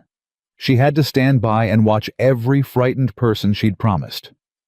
"You are not alone," be forced back into their fear, because if she reassured them, if she told them to hold on, that there was still a plan, the spy would hear it, and Whitaker would know she hadn't given up. "They think I abandoned them." She wept one night, the weight of it finally cracking her open. All those women. I sat in their kitchens, and I held their hands, and I promised them they weren't alone, and now they think I ran the second things got hard. Just like everyone always runs. I made them brave, and then I let them go back to being scared, and they think it's because I gave up on them. "I know," William said quietly. He'd come to sit beside her in the dark. "I know what it costs you." "Do you?" "Yes." He was silent for a moment. "It's the same thing I did to my sons. For 3 years. Let them believe I was cold, that I didn't care because I couldn't let them see what I was really doing, drowning and trying not to pull them under with me." He took her hand. "Sometimes the kindest thing looks like the cruelest thing from the outside. You didn't abandon those women, Emily. You're about to save them in a way that lasts. But they can't know it yet, and that's the price. And it's an awful price. I won't pretend it isn't." Emily leaned her head against his shoulder, exhausted, past pretending. "When did you get so wise about all this?" she murmured. "I married a woman who wouldn't let me hide anymore," William said softly. "Turns out that changes a man." And in the dark, tired and frightened, and carrying a secret that felt like a betrayal, Emily Harrison turned her face into her husband's shoulder, and William Harrison put his arm around her and held her. And neither of them called it an arrangement anymore. The forger's sister lived in a small house on the edge of Helena, and she did not want to talk. "I don't know what you're talking about," she said through a barely open door, her face gray with old fear. "My brother drowned. That's all. An accident. Now please leave me be." "Ma'am," Emily said gently, "we're not here to hurt you. We're here because your brother was murdered, and we think you know it. And we think you've been afraid for 6 months that whoever did it might come for you too." The woman's face crumpled. "We know who did it," Emily continued, soft and steady. "A man named Charles Whitaker. And he's used your brother's work to steal land and ruin families all across our valley, including ours. He's trying to take my son's home right now." She reached out, not quite touching. "Your brother left something behind, didn't he? Something to protect himself. And you've been sitting on it for 6 months, terrified to use it, and terrified to destroy it. Because it's the only thing that proves what really happened to him." For a long moment, the woman just stared. Then slowly she opened the door. "He told me," she whispered, "that if anything ever happened to him, it wouldn't be an accident. And he gave me a box, and he made me promise to keep it hidden. And he said," her voice broke, "he said someday somebody might come who could make it right. Somebody the box could help instead of hurt." She looked at Emily with brimming eyes. "I've been waiting 6 months, praying that somebody would come before that man came for me too. And nobody did. I'd almost given up." "We came," Emily said. "We're here now. You're not alone anymore." And at those words, the same words she'd said to a frightened boy in the dark, the same words she'd said to widow after widow at kitchen table after kitchen table, the forger's sister broke down entirely and led them inside. The box was under the floorboards, and when they opened it, Emily's hands began to shake, because inside was everything. Ledgers in the dead forger's precise hand recording every job he had ever done. Names, dates, payments, and deed after deed after deed, drafts and copies, each one commissioned by the same client, each payment traced back to the same source. Charles Whitaker. Not 5 frauds, not 6. Dozens. 20 years of theft documented in a dead man's careful hand, complete with Whitaker's name on every single order. Dear God. William breathed, turning the pages. It's all here. Everything. Every family he ever robbed. Every deed he ever faked. His whole empire built on forgery, written down by the man who made it possible. He looked up at Emily, something like awe in his face. This doesn't just save our ranch. This doesn't just help 6 families. This ends him, Emily whispered. Completely. Forever. The forger's sister was watching them, tears running down her weathered face. My brother, she said. Will people know that he wasn't just a criminal? That in the end his work had helped make it right? Emily crossed the room and took the woman's hands in both of hers. Ma'am, she said, your brother's careful bookkeeping is going to free every family Charles Whitaker ever robbed. When this is over, the whole territory is going to know that a man everyone thought was just a forger left behind the one thing that brought down the most powerful thief in Montana. Her voice was fierce and gentle at once. He didn't die for nothing. I promise you that. He died leaving a light in the dark for somebody to find. And we found it. The woman wept and nodded and pressed the box into Emily's hands. Then take it, she said. Take it and end him. For my brother. For all of them. They rode home with the box hidden in the wagon, and for the first time in weeks, hope rode with them. But Emily should have known that Charles Whitaker did not lose quietly. Because while they had been in Helena chasing a dead man's insurance, Charles Whitaker had grown suspicious. The court date had collapsed exactly as he'd planned too easily. The Harrisons had folded too quietly. And a man as careful as Whitaker did not trust a victory that came without a fight. So he had done what men like him always do. He had gone looking for the pressure point, and he had found it in the one place William Harrison could never protect completely. They knew something was wrong the moment they crested the rise and saw the ranch. The hands were gathered in the yard, milling, frightened. And the young ranch hand who'd once left for Whitaker's money, the boy who'd come crawling back to William weeks ago, ashamed, came running toward the wagon with a face like death. Mr. Harrison, thank God you're back, it's the boys. William was off the wagon before it had fully stopped. What about my sons? They're gone. The boy could barely speak. Thomas and Henry. They were playing out by the South Creek this morning like always, and then Mr. Harrison, some men came. Whitaker's men. We tried to stop 'em, we did, but they had guns, and they took the boys, and they left this. He held out a folded piece of paper with a shaking hand. Emily felt the whole world go silent. William unfolded it, read it, and Emily watched every drop of color drain from her husband's face, watched the strongest man she'd ever known begin to shake. "What does it say?" she whispered. "William, what does it say?" He couldn't speak. So Emily took the paper from his frozen hands and read it herself. Harrison. I have your sons. They are unharmed and they will stay that way provided you do exactly as I say. You will sign over the entire Harrison Ranch to me free and clear by noon tomorrow. You will drop any and all claims against me forever.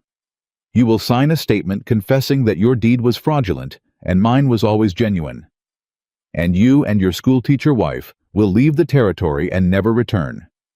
Do all of this, and your boys come home tonight. Refuse or bring the law or try anything clever, and I promise you, Harrison, you will bury 2 more children in that frozen field beside their mother. You have until noon. C.W. Emily's hands crushed the paper, and a sound came out of William Harrison that she had never heard from any human being. A low, broken animal sound of pure agony, the sound of a man being torn apart from the inside. He has my sons, William said. His voice didn't sound like his own. He has my boys Emily, Thomas, Henry. He's got them somewhere right now, and they're scared and they're alone, and if I don't... He grabbed her arms wild-eyed. I have to sign. I have to give him everything. The ranch, the confession, all of it. I don't care. I don't care about the land. I don't care about the case. I don't care about the widows or the dead forger or any of it. Those are my children. William, he can have it all. William's voice cracked into a sob. He can have every acre. I'll sign whatever he wants. I'll say whatever he wants. I'll confess to crimes I never committed. I don't care. Nothing matters but getting those boys home. Nothing. Do you hear me? Nothing. And Emily Harrison stood in the yard holding a ransom note in one hand, and hidden in the wagon behind her, a box that could destroy Charles Whitaker forever, and understood with a horror that stopped her heart the impossible choice that now lay before them. Sign everything away, and maybe get the boys back from a man who had just proven he would threaten to murder children, a man with no reason left to keep his word once he had what he wanted, or use the box fight, risk everything, and gamble 2 little boys' lives on it. She looked at her husband's shattered face. She thought of Thomas, who had finally called her mama. She thought of Henry and his 3-legged horse she had fixed on her very first day. And Emily Harrison made the most terrifying decision of her entire life. We do both, Emily said. William turned to her, his face wrecked. What? We don't choose. That's the trap he's built. He wants you to think there's only 2 doors, sign everything away, and pray he keeps his word or fight and lose the boys. Her voice was shaking, but it did not break. But Charles Whitaker just made the first mistake he's made since that forged deed. And it's a bigger one. Emily, he has my sons. I know he has our sons. Her voice cracked on the word our. I know it. I can feel it in my chest like a knife. But listen to me, William. Listen. She grabbed his face the way she'd grabbed Thomas's, forced him to look at her. A man who kidnaps 2 children in broad daylight with witnesses and leaves a note demanding a ranch and a false confession. That man just wrote down his own crime and handed it to us. He's so used to winning with paper that he just committed the one crime even a bought sheriff can't ignore. Kidnapping, extortion, threatening the lives of children. In his own words, signed. William stared at her. He didn't sign it. It just says C.W. in the same hand as the ledgers in that box, Emily said. The forger's records have samples of Whitaker's own writing on every order he placed. His handwriting, William. We can prove this note came from the same hand that ordered 20 years of forgeries. Her eyes were burning now fierce through the fear. He thinks he's holding all the cards. He doesn't know we have the box. He doesn't know we can prove every word. He's playing a hand he thinks is a bluff-proof winner, and he doesn't know we're holding 4 aces he can't see. For a moment, William just looked at her, drowning, desperate, wanting so badly to believe. And if you're wrong, he whispered. If we're clever, and we're careful, and it goes wrong anyway. Then I've gambled my sons' lives on a box of a dead man's papers. Then I've done to Thomas and Henry what Emily I can't. I can't roll dice with their lives. I have to give him what he wants. I have to. And when you've given it to him," Emily said softly, "when he has the ranch and the confession, and you've sworn to leave the territory, what then, William? What reason does Charles Whitaker have to give those boys back alive?" The question hung in the air like a blade. "He'll have everything he wants." Emily pressed gentle and merciless at once. "And 2 children who watched his men take them. 2 witnesses. Thomas is 9 years old. William old enough to describe every face, every voice, every place they held him. You think a man who forged deeds for 20 years and drowned the forger in a river, when he was done with him, you think that man leaves 2 living witnesses walking around after he's got everything?" Her voice broke. "He's not going to give them back. Not really. He can't afford to. The moment you sign those boys, stop being valuable and start being dangerous. Signing doesn't save them. Signing kills them slower." William made that broken animal sound again because he knew, God help him, he knew she was right. "Then what?" he whispered. "Then what do we do?" "We make him need them alive," Emily said. "We make Charles Whitaker understand that the only thing keeping him out of a noose is those 2 boys walking home safe. We flip the whole thing. Right now he thinks the boys are his leverage over us." Her jaw set. "By tomorrow morning we're going to make sure those boys are our leverage over him." They did not sleep. They planned the way they'd learned to plan, the 2 of them alone at the kitchen table, with the box open between them and the ransom note beside it, while the clock ate the hours until noon. "We can't go to the sheriff," William said. "He's Whitaker's man. Not to our sheriff, no." Emily's mind was racing. But Whitaker's power stops at the county line. The forger's records name families across 3 counties, William. This isn't a local crime anymore. This is territory-wide fraud and now kidnapping and extortion on top of it. She pulled a sheet of paper toward her. "There's a U.S. Marshal in Helena, federal. Whitaker doesn't own him. He can't own him. A man like that answers to Washington, not to a valley banker. And land fraud across county lines, extortion, the kidnapping of children. That's exactly the kind of thing a federal marshal exists for." "Helena's a full day's ride," William said. "We don't have a day. We have until noon." "Then we don't ride to Helena." Emily's eyes flicked to the window. "We already have someone who can carry a message faster than we can ride, and someone Whitaker would never in 100 years suspect." William frowned. "Who?" "The forger's sister," Emily said quietly. "She came back with us. She's downstairs right now, William. She has spent 6 months terrified and helpless watching the man who murdered her brother walk free. You think she won't ride through the night to Helena to put the noose around his neck? You think there's anyone in this territory Charles Whitaker would suspect less than a grieving woman he thinks is still hiding in Helena, scared of her own shadow?" Emily's voice hardened. "He doesn't even know she exists to us. He doesn't know we found her. She's invisible to him. And invisible is exactly what we need." William stared at her, and slowly the desperate drowning look began to sharpen into something else. Something like a plan taking hold. "She rides to the marshal tonight," he said. "With copies from the box, the ransom note, everything. Brings the federal law back with her." "And we stall," Emily said. "We buy the time. That's the dangerous part. Because Whitaker's expecting you to fold by noon. If you don't show up ready to sign, he panics. And a panicking Whitaker with 2 children." She couldn't finish.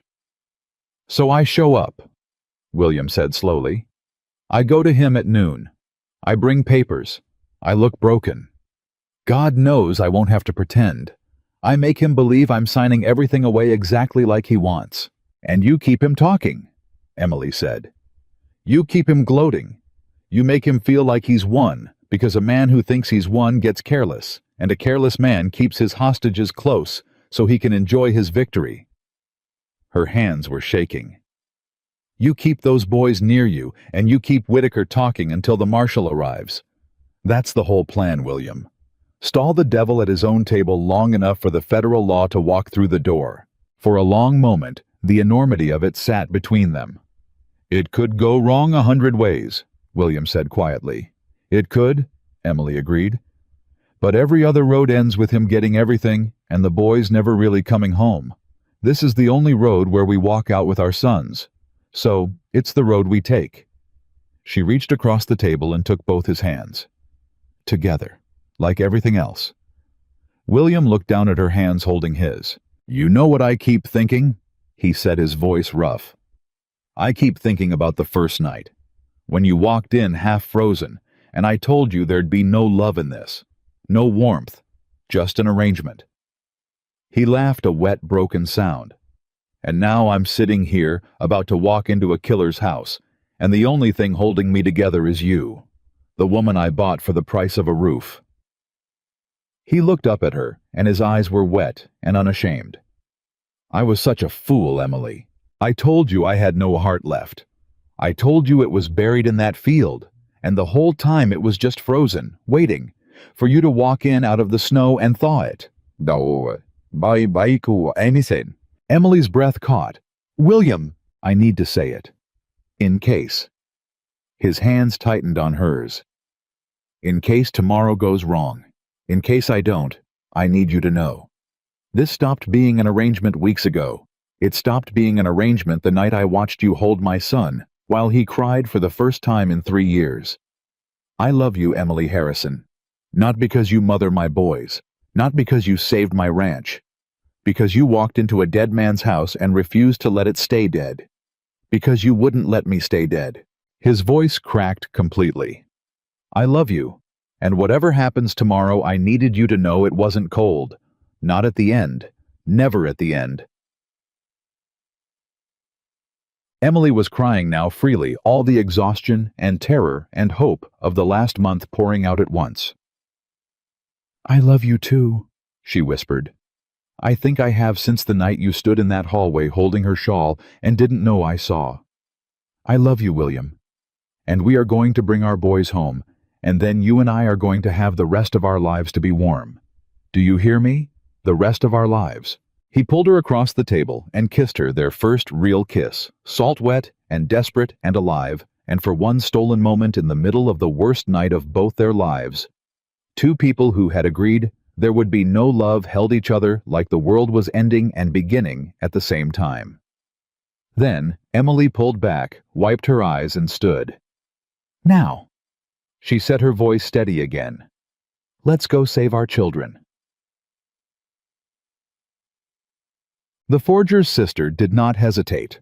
When Emily explained what they needed, the woman's face, worn down by 6 months of grief and fear, hardened into something fierce. "He drowned my brother like a dog," she said. "And now he's stolen 2 little boys." She was already reaching for her coat. "You give me those papers, and you point me at that marshal, and I'll ride till the horse drops.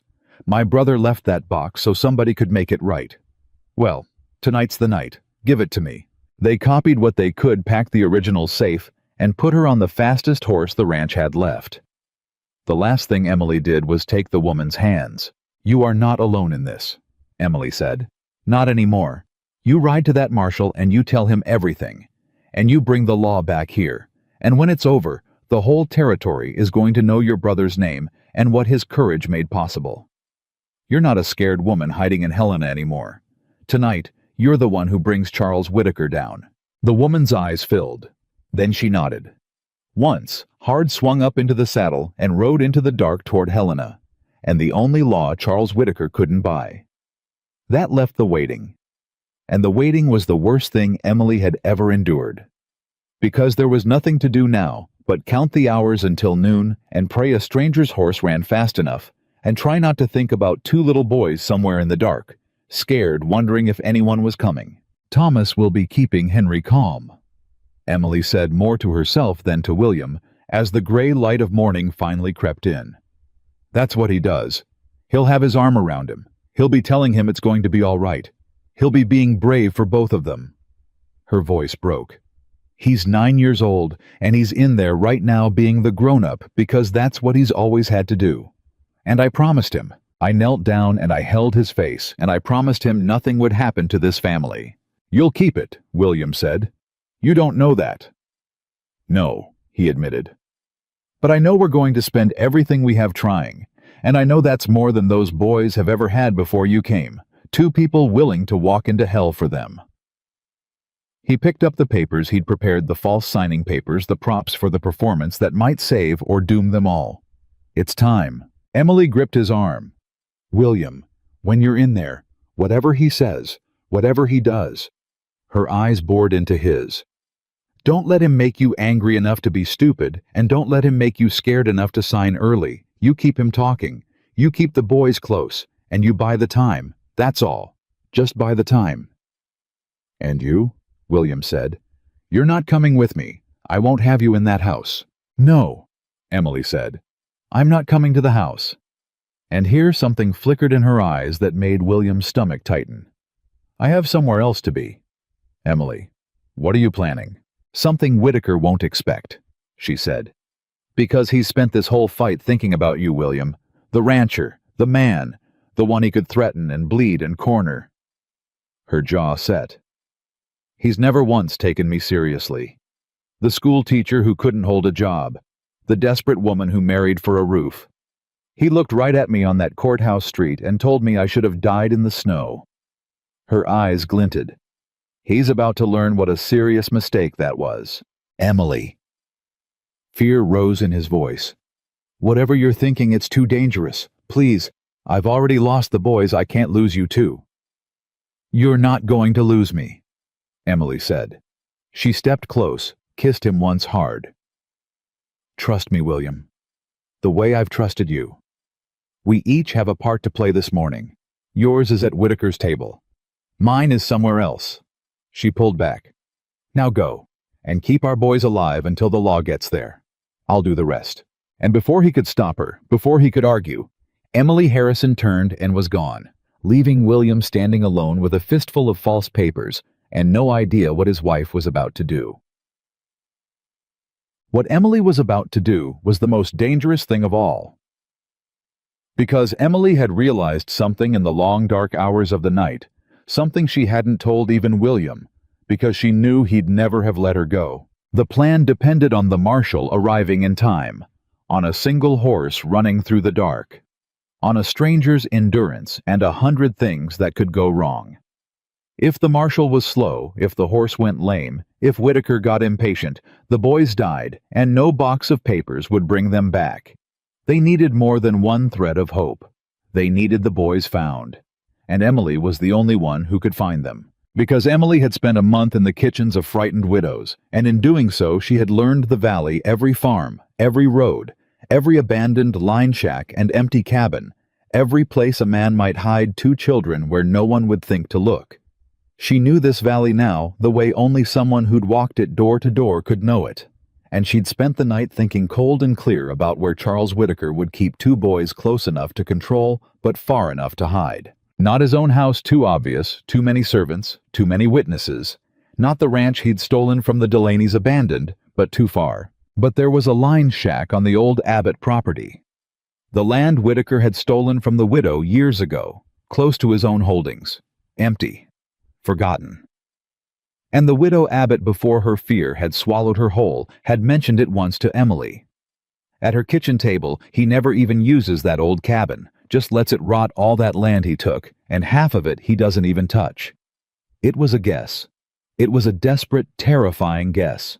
But Emily Harrison had learned that sometimes a guess made with love by someone who'd bothered to listen was worth more than all the certainty in the world. She saddled a horse, and she rode not toward Whitaker's house where her husband was walking into the lion's mouth, but toward a rotting cabin on stolen land, alone, unarmed, except for the one weapon Charles Whitaker had never once respected. Her.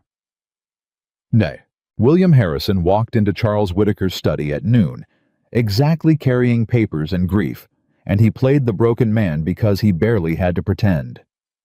Ah. Whitaker looked up from behind his desk, and his smile was the fat, satisfied smile of a man who had already won. Right on time. I do appreciate punctuality, Harrison. It suggests you understand the seriousness of your situation. "Where are my sons?" William said. His voice shook. That too was real. Close, safe, warm, even I'm not a monster. Whitaker gestured to the chair across the desk. "Sit. Let's conduct our business like gentlemen, and then you can have your boys back and we can all get on with our lives. Yours somewhere far from here, of course." William sat. It took everything he had. "I want to see them first, before I sign anything. You're in no position to make demands." Whitaker slid a stack of papers across the desk. "But I'm feeling generous. Sign these: the transfer of the ranch, the withdrawal of your absurd claims, and your signed confession that your deed was fraudulent, and I'll have the boys brought out before you leave. You'll walk out of here with your sons and your lives. That's more mercy than most men in your position get from me." William looked at the papers. His whole world reduced to 3 sheets of ink. His wife's grave, his son's birthright, everything he'd built with his own 2 hands. He picked up the pen, and he began to stall. "This confession," he said, slowly reading. "It says my deed was fraudulent from the beginning, that I knowingly squatted on your land." He frowned deliberately, buying seconds. "If I sign this, I'm confessing to a crime. Fraud. Couldn't you use this to have me arrested even after I leave?" Whitaker's smile flickered with impatience. "You're overthinking it, Harrison. Sign the paper." "I just want to understand what I'm confessing to." "You're confessing to whatever I put in front of you because I have your children." The banker's voice sharpened. "Stop reading and start signing." "I'm signing," William said. "I'm signing. He set the pen down, picked it up again, his hands genuinely shaking. "You have to understand, this is everything. My wife is buried on that land. I dug her grave myself. And now you're asking me to sign it over to the man who— I'm asking you to save your living children instead of clinging to a dead wife's dirt." Whitaker snapped. "Sentiment is a luxury, Harrison. It's why men like you lose and men like me win. Now sign, or I'll start to wonder if you're stalling, and you won't like what happens when I get suspicious." And there it was, the edge of the trap. William saw it. If he stalled too hard, Whitaker would panic. If he signed too fast, the boys were doomed. He had to walk the razor's edge, keep the man talking, keep him gloating for however long it took a horse to run from Helena, or for whatever Emily was doing to bear fruit. So, William Harrison did the hardest thing he had ever done. He put the pen to the paper, and he began very slowly to sign his name. Meanwhile, Emily reached the line shack on the stolen Abbott land, and her heart nearly stopped. Because there was a man outside it. One of Whitaker's men sitting on a stump with a rifle across his knees, bored and cold, and watching nothing, the careless posture of a guard who's been told to watch children nobody's coming for. The boys were here. Her guess had been right. And now she was one unarmed woman against an armed man with no plan for this part, because there had never been a plan for this part. Only the desperate certainty that she had to find them, and everything after that she'd have to make up as she went. She slid off her horse a distance away, tied it, and crept closer through the cold, her mind racing. She couldn't fight him. She couldn't outrun him if it came to it. She had nothing, no gun, no help, no— And then she heard it. Through the thin wall of the shack, muffled but clear, a small voice. Henry, crying. And another voice, low and steady, comforting him. Thomas, being brave, being the grown-up exactly like she'd known he would. "It's okay, Henry. It's okay. Mama and Papa are gonna come. They're gonna come get us. Emily promised. She held my face, and she promised nothing would happen to our family, and she doesn't break promises, remember? She's not like the others. She stayed. She's gonna come." And something in Emily Harrison went from terrified to molten. Because that little boy in there, that fortress boy, who had finally let himself trust her, was holding on to her promise like a rope in the dark. He was keeping his brother alive on the strength of her word. And she was not going to let that word be a lie. She didn't have a gun. She didn't have a plan. But Emily Carter had spent her whole life being underestimated by dangerous men, and she had one weapon left that had never failed her. The thing that had gotten her run out of a town. The thing that had made her stand up in a church. The thing Charles Whitaker had looked at and dismissed. Her nerve. She stood up. And instead of hiding, instead of creeping, she walked straight out into the open, directly toward the armed guard, calm as a Sunday morning. The man scrambled up, rifle rising. "Hey, hold it right there, who the hell—" "Put that down before you hurt yourself," Emily said in the exact voice she'd used on unruly schoolboys for 4 years. "I'm Mrs. Harrison. I imagine you know the name." The man blinked, thrown.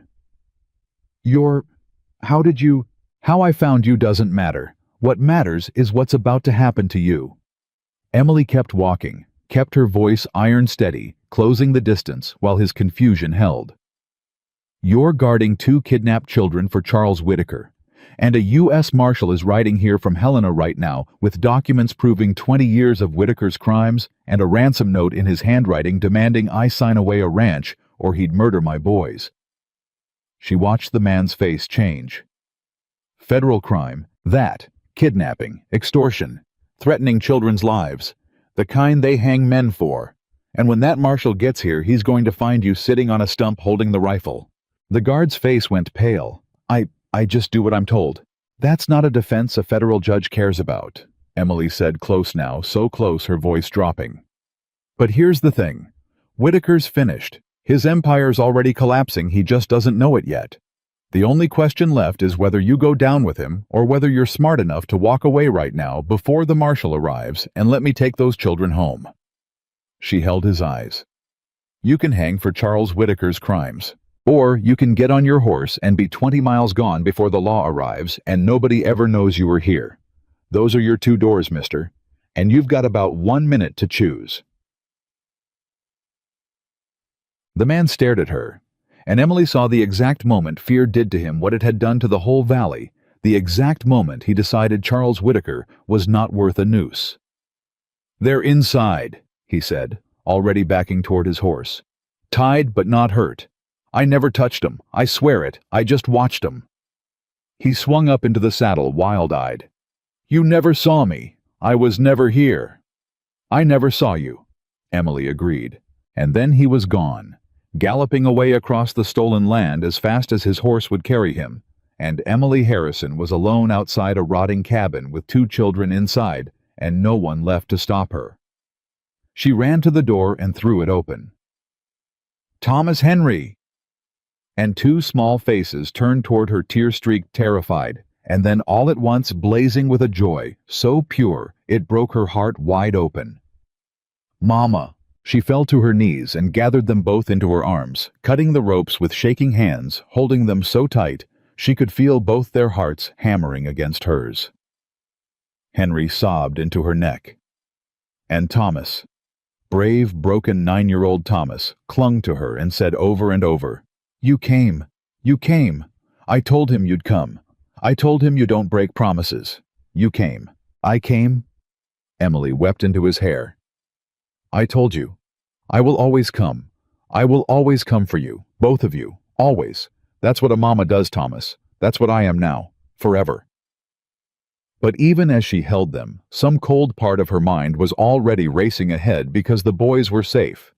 But William was still in Charles Whitaker's study, still playing broken, still stalling for a rescue that had already secretly arrived.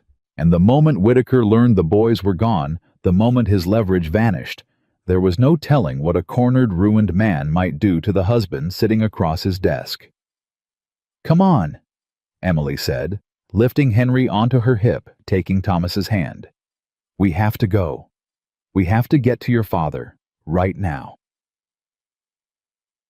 In Whitaker's study, William had signed his first name. Just the first name, William. Slowly.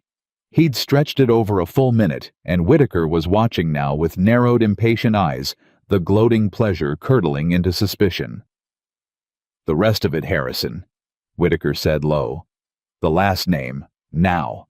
My patience is a finite thing, and you're spending the last of it. Just let me, now." And that was when the door burst open. But it was not the marshal. It was one of Whitaker's own men, breathless and white-faced, stumbling into the study without knocking. "Boss!" the man gasped. "Boss, we got a problem. The shack the guard's gone and the boys are gone. Somebody took the boys." Charles Whitaker went very still. Slowly he turned to look at William Harrison.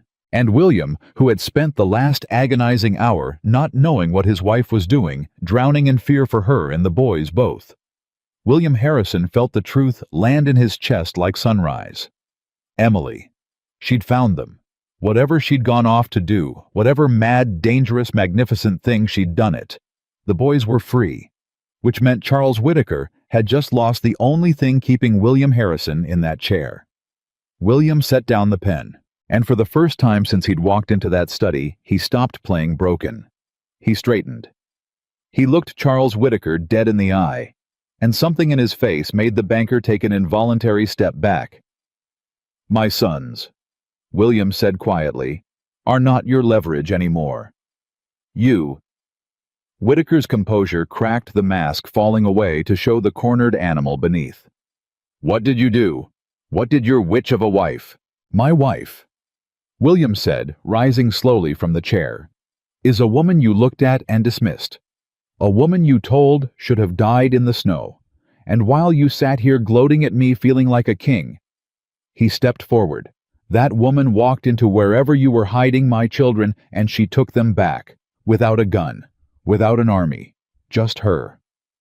His voice shook with something that was no longer fear. It was awe, and it was fury, and it was love. "You never understood what you were up against, Whittaker.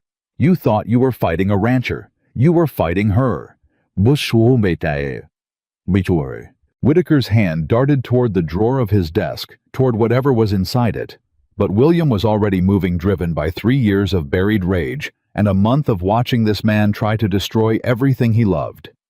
He crossed the desk and had Whittaker by the collar before the drawer was half open, slamming it shut on the banker's grasping fingers. "You don't get to reach for a gun," William snarled. "Not today. Today you sit in that chair and you wait because there's a U.S. Marshal riding in from Helena right now with a dead forger's ledgers that name every crime you've committed for 20 years, every deed, every family, every dollar, in your own handwriting." He watched the color drain from Whittaker's face, watched 20 years of certainty collapse in a single instant. "You spent your whole life thinking paper made you untouchable. Well, somebody kept better paper than you did, Charles, a dead man you murdered, and it's about to bury you." Whittaker's mouth opened and closed. For the first time, the man who owned the valley had no move to make, no threat to level, no bribe to offer. "You're bluffing," he whispered. But there was no conviction left in it. And that was when the sound of hooves thundered into the yard outside, many horses hard-ridden, and a voice rang out, official and iron and utterly beyond Charles Whittaker's reach. "U.S. Marshal Charles Whittaker, come out. We have a warrant for your arrest." Whittaker's legs gave it out. He sank into his chair, staring at nothing, as the empire he'd built on 20 years of forgery and murder and fear came crashing down around him in the space of a single breath. And William Harrison, standing over the ruined man, felt the door open behind him and turned and saw the only thing in the world that mattered. Emily. Coming through the door with Henry on her hip and Thomas by the hand. Alive. All of them. Whole. "Papa!" Thomas broke free and ran to him, and William dropped to his knees and caught both boys as Emily let them go, gathering his sons into his arms and sobbing without shame, a rancher who'd sworn he had no heart left, weeping openly on the floor of his enemy's study, with his children safe against his chest. Then he looked up at Emily over the boys' heads, and there were no words for what was in his face. There didn't need to be. She'd walked into a dead man's house out of the snow, and she'd refused to let it stay dead. She'd thawed a frozen heart, mothered 2 broken boys out, thought a man who owned an entire valley, and walked unarmed into a kidnapper's den to bring their children home. The arrangement was over. It had been over for a long time. What stood in its place as the marshals dragged Charles Whittaker out into the light, and a family knelt together on the floor and held on to each other like they'd never let go. What stood in its place was the one thing William Harrison had sworn he would never have again, and the one thing Emily Carter had crossed a frozen valley searching for. A home, a family, and a love that no cold bargain could ever have predicted, born from the last place either of them ever thought to look. They thought it was over when the marshals dragged Charles Whittaker out into the light. They were wrong, because a man like Charles Whittaker did not fall in a single afternoon. He fell the way a great rotten tree falls slowly at first, then all at once, and taking a great many things down with him on the way. The first sign came 3 days later when William rode into town to buy the supplies the valley had been withholding from him, and found the general store owner waiting on the porch hat, literally in his hands. "Mr. Harrison?" The man couldn't meet his eyes. "I owe you an apology, and your wife. I cut off your credit when Whitaker told me to. I knew it was wrong. I've got a family, and he held my note, and I was a coward. I'm sorry." "You weren't the only one," William said quietly. "No, sir. That's what I'm getting at." The man swallowed. "There's a lot of us. A lot of folks who did shameful things because that man had his hand around our throats. And now that he's in a federal cell in Helena, folks are, well, sir, they're coming out of the woodwork, wanting to make it right, wanting to testify. It's like the whole valley's been holding its breath for 20 years and just now got to breathe." He looked up. "Your wife did that, Mr. Harrison. She stood up in that church and called him a thief and lived. And then she took your boys back from him with her bare hands. Folks are saying it, all over, that the Harrison woman broke the man who couldn't be broken. William rode home with a wagon full of supplies and a chest full of something he could hardly name. But the reckoning was only beginning. The trial was set for the spring in Helena before a federal judge, and Charles Whitaker from his cell did not go quietly. He had money still. He had lawyers.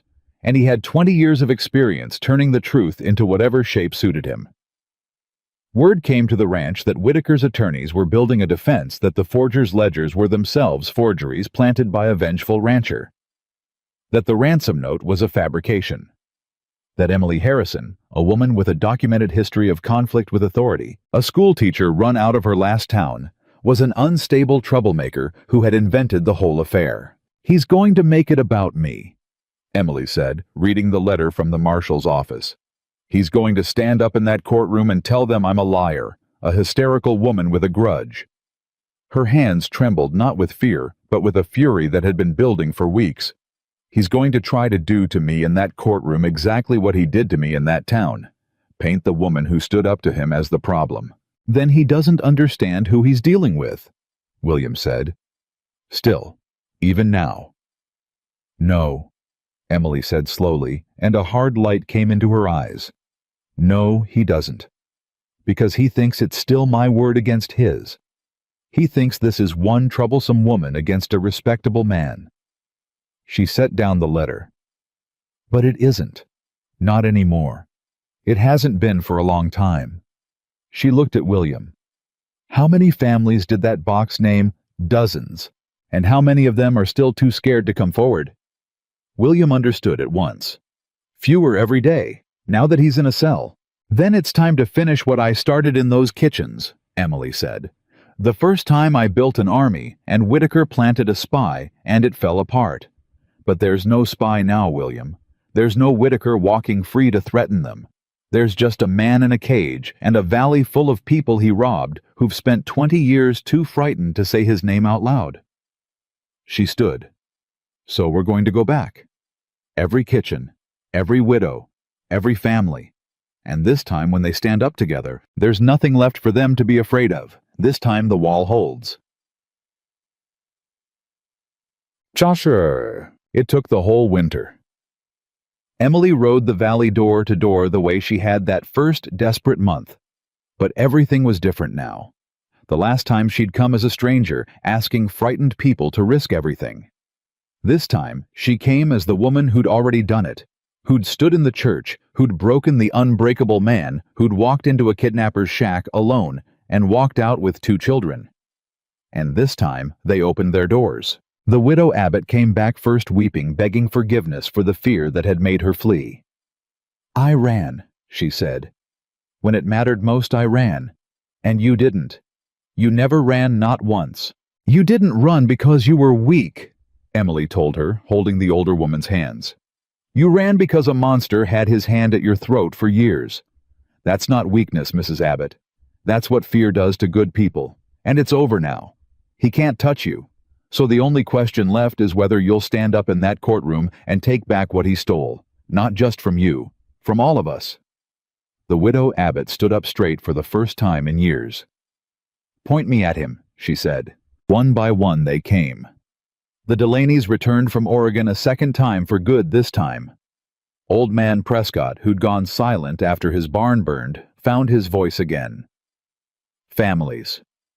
Emily had never even met came forward once they heard the Harrison woman was gathering the wronged, carrying stories of forged liens and stolen water rights, and land signed away in back rooms under threat. By the time the snow began to melt, Emily Harrison had done what no one in the valley had ever dared. She had gathered not 5 families, not 6, but more than 30. 30 families, each holding a forged document, each with a story, each willing at last to stand in a federal courtroom and point at the man who had spent 2 decades stealing their lives. And behind every single one of them stood the dead forger's ledgers, in his own careful hand, naming every crime. "He wanted to make it my word against his," Emily said the night before they left for Helena, looking at the thick stack of testimonies she'd gathered. "Well, it's not my word anymore, William. It's 30 families and a dead man's bookkeeping." Her voice was steady and certain. "There isn't a judge in this country who can call all of us liars." The trial lasted 8 days. Charles Whitaker's lawyers fought exactly as they'd promised, clever, ruthless twisting every fact they could reach. They painted Emily as unstable. They called the ledgers fraudulent. They did everything 20 years of buying justice had taught them to do. And it all fell apart, one witness at a time. Because a bought lawyer can twist one woman's word, he cannot twist 30 families telling the same story. He cannot explain away a dead man's handwriting matching a ransom note. He cannot make a courtroom unsee a pattern that stretches back 2 decades, all leading to the same name. The forger's sister testified the woman who had ridden through the dark to Helena, who had carried the box that broke the case wide open. She told the court about her brother, about the box under the floorboards, about the promise he'd made that someday someone would come who could make it right. And when she was done, there was not a dry eye in the room. Old man Prescott testified. The widow Abbott. The Delaneys. One after another, a river of stolen lives finally given a voice. And then Emily took the stand. Whitaker's lawyer came for her exactly as expected, sneering, relentless, trying to make her small. He brought up Clearwater. He brought up the job she'd lost. He tried to paint her as a woman who couldn't get along, a troublemaker with a grudge, a liar. Emily let him finish, and then she looked past the lawyer directly at Charles Whitaker, sitting at the defense table, in a suit that no longer fit the man he'd become. "You're right about one thing," she said, her voice carrying clear through the silent courtroom. "I did lose my job in Clearwater. I lost it for standing up to powerful men who thought the law belonged only to them. And I would do it again tomorrow." She turned back to the lawyer. "You want to know what kind of woman I am? I'm the kind who was going to die in the snow one winter night because men like your client made sure I had nowhere to go. And instead of dying, I walked into a house full of grief, and I found 2 motherless boys, and I found a broken man, and I found a family. And when your client tried to steal that family's home with a forged piece of paper, I read the date on it." Her voice rose, ringing. "That's the whole crime you're trying to punish me for. I read the date. I could tell that his government seal was stamped 3 years before that government existed. That's what makes me dangerous to men like Charles Whitaker. Not that I'm unstable, that I can read, that I won't look away, and that I am no longer ever again afraid." She stood up from the witness chair, though no one had dismissed her. "You spent 20 years counting on people being too poor to fight and too scared to try," she said to Whitaker, directly to the whole silent room. "You looked at me on a courthouse street and you told me I should have died in the snow. Well, I didn't die, Mr. Whitaker. I lived, and I brought 30 families with me, and every one of us is done being afraid of you." The gavel came down for order, but it didn't matter. The courtroom had already heard everything it would ever need to hear. The verdict took the jury less than an hour. Guilty, on every count. fraud, forgery, extortion, kidnapping, and when the marshals finished their investigation into a body pulled from a river 6 months before murder.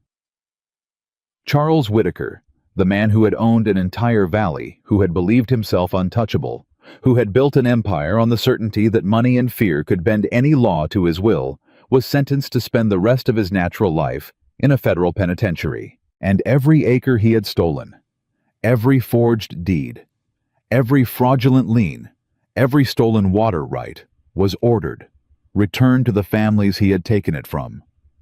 The Delaney's got their farm back. Old man Prescott got his water. The widow Abbott, who had cooked in the kitchen of the man who robbed her, walked back onto her own 40 acres, a free woman with her head high. And the Harrison Ranch. The North 40 acres. The house, the field where a woman lay buried under the frozen ground, was declared by a federal judge to have always and only belonged to William Harrison. As they left the courthouse for the last time, Charles Whitaker in chains passed within a few feet of them. He stopped. He looked at Emily, and in his eyes was the pure, impotent hatred of a man who had finally met the one thing his money could not defeat. "You," he said, "you did this. A schoolteacher who couldn't hold a job." Emily met his gaze without a flicker.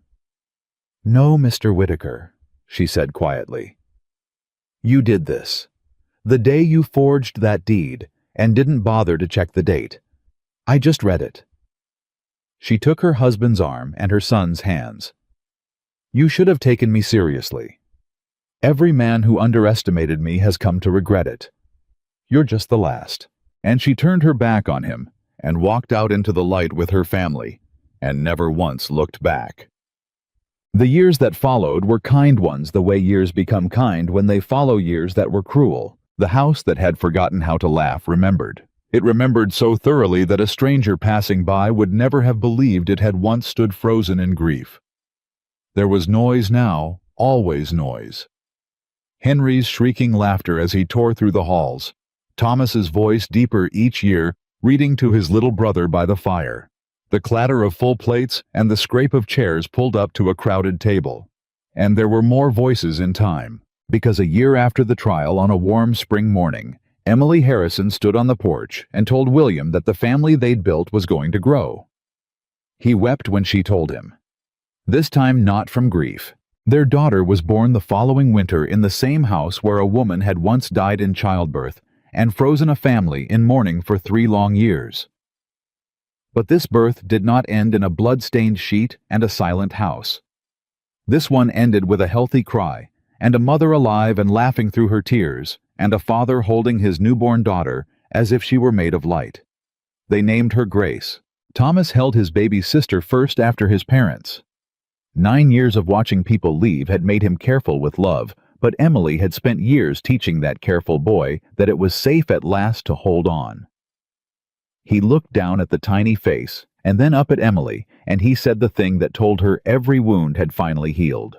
"She's never going to know what it's like." Thomas said softly, "To be scared nobody's coming, because we're all always going to come. That's what this family does. Isn't it, Mama?" "That's exactly what this family does," Emily said and pulled her oldest son against her side. "You taught me that. You in a shack telling your brother I don't break promises. You taught me what this family is, Thomas, before I even knew it myself." There was one thing left undone, one thing that had waited 3 years and then a few years more. It was Emily who finally spoke of it on a quiet evening after the children were asleep. "William," she said, "the shawl." He went still. He knew the one. Her shawl. The dead woman's shawl, still hanging by the door, where it had hung for years, the thing he'd sworn never to move. The thing that let him pretend his first wife had only just stepped out. "I've never touched it," Emily said gently. "I told you I never would, and I never did. But I think—" She took his hand. "I think it's time you did. Not because we've forgotten her, because we haven't. Thomas talks about her. The children know her name. She's part of this family, and she always will be." Her eyes were soft. "But she died protecting a family, William. And that family is alive now. It's whole. It's laughing. It's everything she'd have wanted it to be.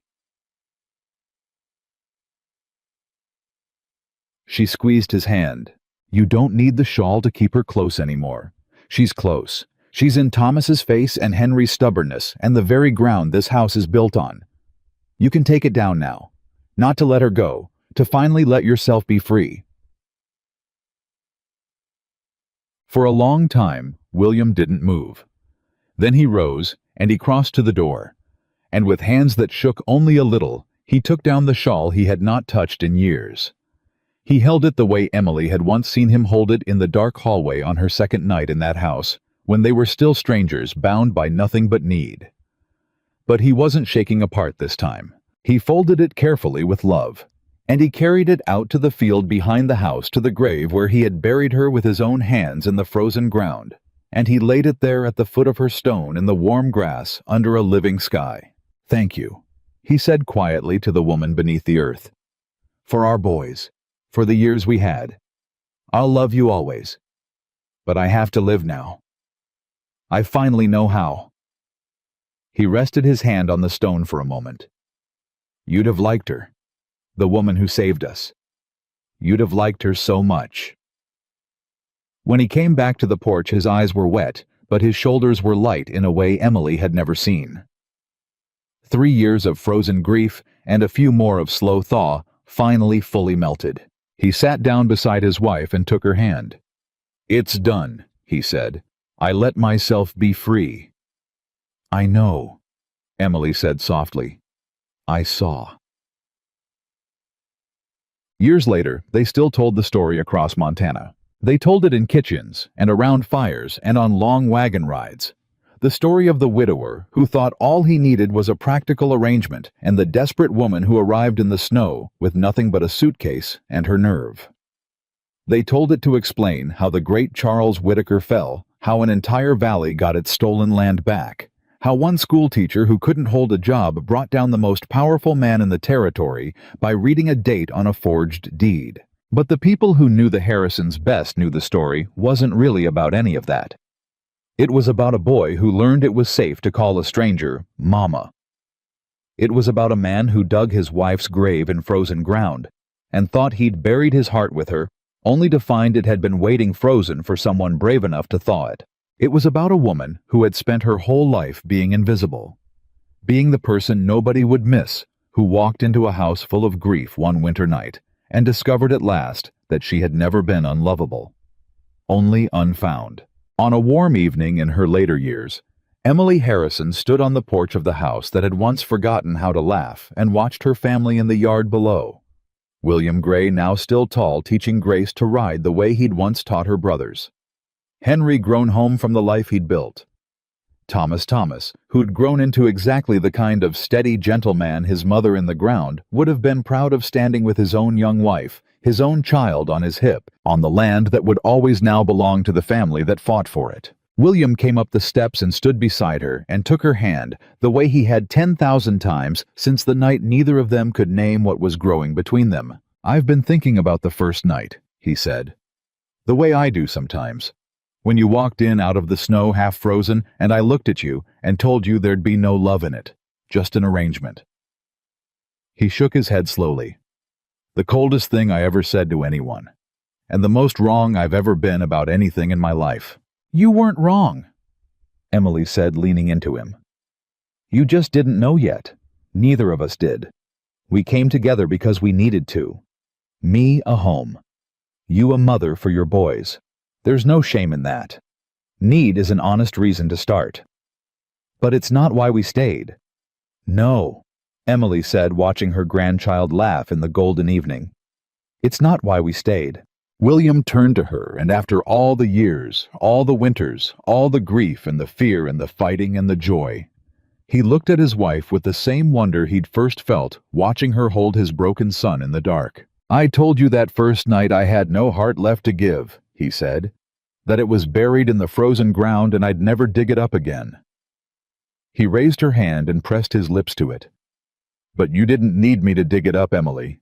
You just walked into the cold and you refused to leave, and you thawed it right there in my chest without ever asking my permission. You gave me back a life I'd already surrendered. You gave 2 grieving boys a mother. You gave a whole valley back its future." His voice went thick. "You arrived in my life as a necessity, and you became the one thing I cannot imagine having lived without." Emily Harrison looked out at everything they had built, the family, the home, the laughter, the life, everything born from the coldest bargain. 2 desperate people ever struck one winter night and turned into the warmest love either of them had ever known. And she understood fully and finally the truth that had taken her whole life to find that the deepest love in this world is not always the kind that arrives with roses and promises, but sometimes the kind that walks in out of the snow with nowhere left to go, and stays and fights and refuses to leave until need becomes devotion and strangers become the only family that ever truly mattered. She had come to Harrison Ranch because she needed a home. She had found something no one could ever take away. Something no forged paper or frozen winter or powerful man could touch, something that had been waiting all along in the last place she ever thought to look. And Emily Harrison, who once walked alone through the snow, believing no one would ever miss her, lived out the rest of her days surrounded by a family who would have crossed any distance, faced any danger, and braved any winter to come for her, because that is exactly what she had taught them love was, and that is exactly what their love for her would always, always be.